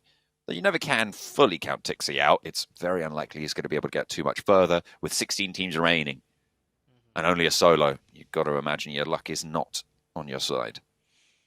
Alpha 7, if they could end up winning this northern side from this position, it's going to be a difficult fight against... Actually, Donuts is only down to 3. So yeah, if Alpha 7 can take control of the circle on this northern edge, it does prime them for a huge game. I've seen this type of circle multiple times where the team from the north side, from Razak, end up getting a huge chicken dinner in.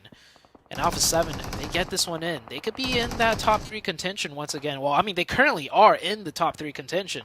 That might actually shoot them up to 4th place if they could get a well-executed chicken dinner here.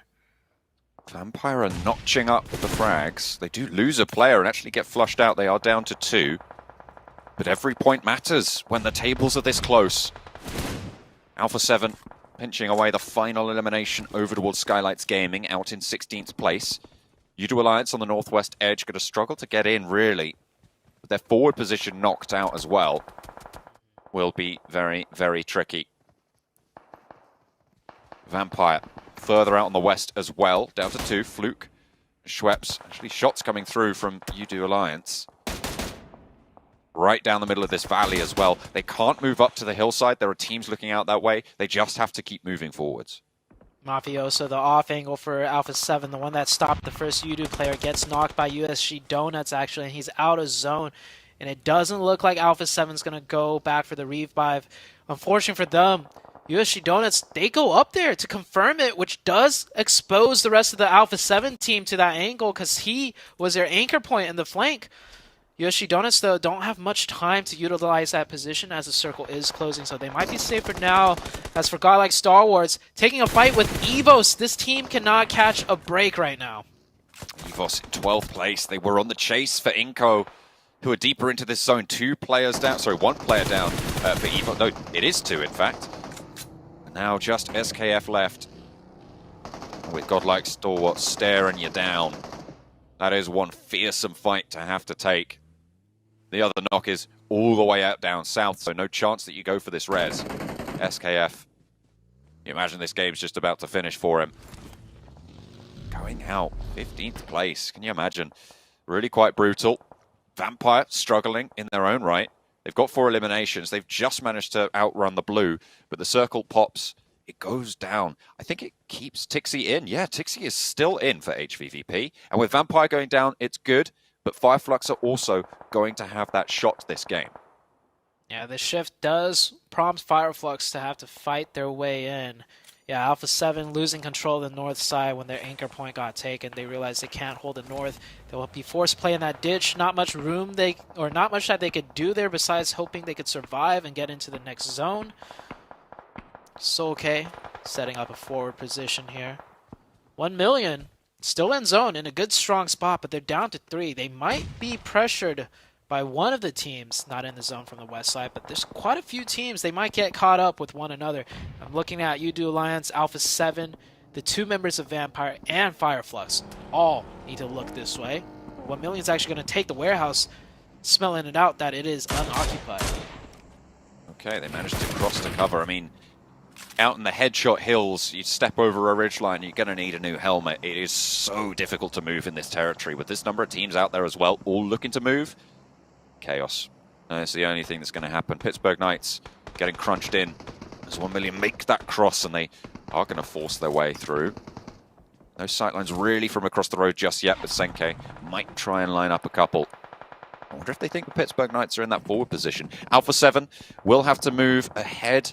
View to Alliance. Fireflux for me is really a big, big part of this. Vampire did get eliminated, and that's a little bit of a relief for HVVP, but 3 points gained on the elimination total. HVVP, just Tixie remaining on that south side. Very interesting rotation for U2 Alliance. They're looking to sweep and control more rather than just going into the zone. Good pressure play by them, though. It forces Fireflux back into a corner. This could have been Fireflux's position, but that small maneuver by U2 Alliance will pressure them away. Meanwhile, Damwon Gaming still just putting in massive amounts of damage everywhere. Already impressive, in my opinion, for them to pick up 2 points from in here. Nova has been in the elimination feed, taking some shots, and yeah, Fireflux forced into this crash, into this push. 4v4 situation. None of them go down on the initial crash, though, but here comes the util, the nades, and I spoke too soon. Let's us find out and confirmed. It's not even a 4v4 as well, because you've got Bacon Time to worry about, playing a little bit further up the road in the garage. You've got shots coming through from across the road. Squash gets spotted, and Solke manages to get a really crucial knock. A nade to follow it up, gets the instant flush. And Fireflux are not done just yet. I mean, they're powerful. In these engagements, they go for the crash. Unfortunately, it might just be too much for them. The knock goes through over to their squad as well on the south of the wall. Ketch is trying to crawl on back through towards the rest of the roster. Might be allowed to do so. That smoke on the windowsill will bloom on out.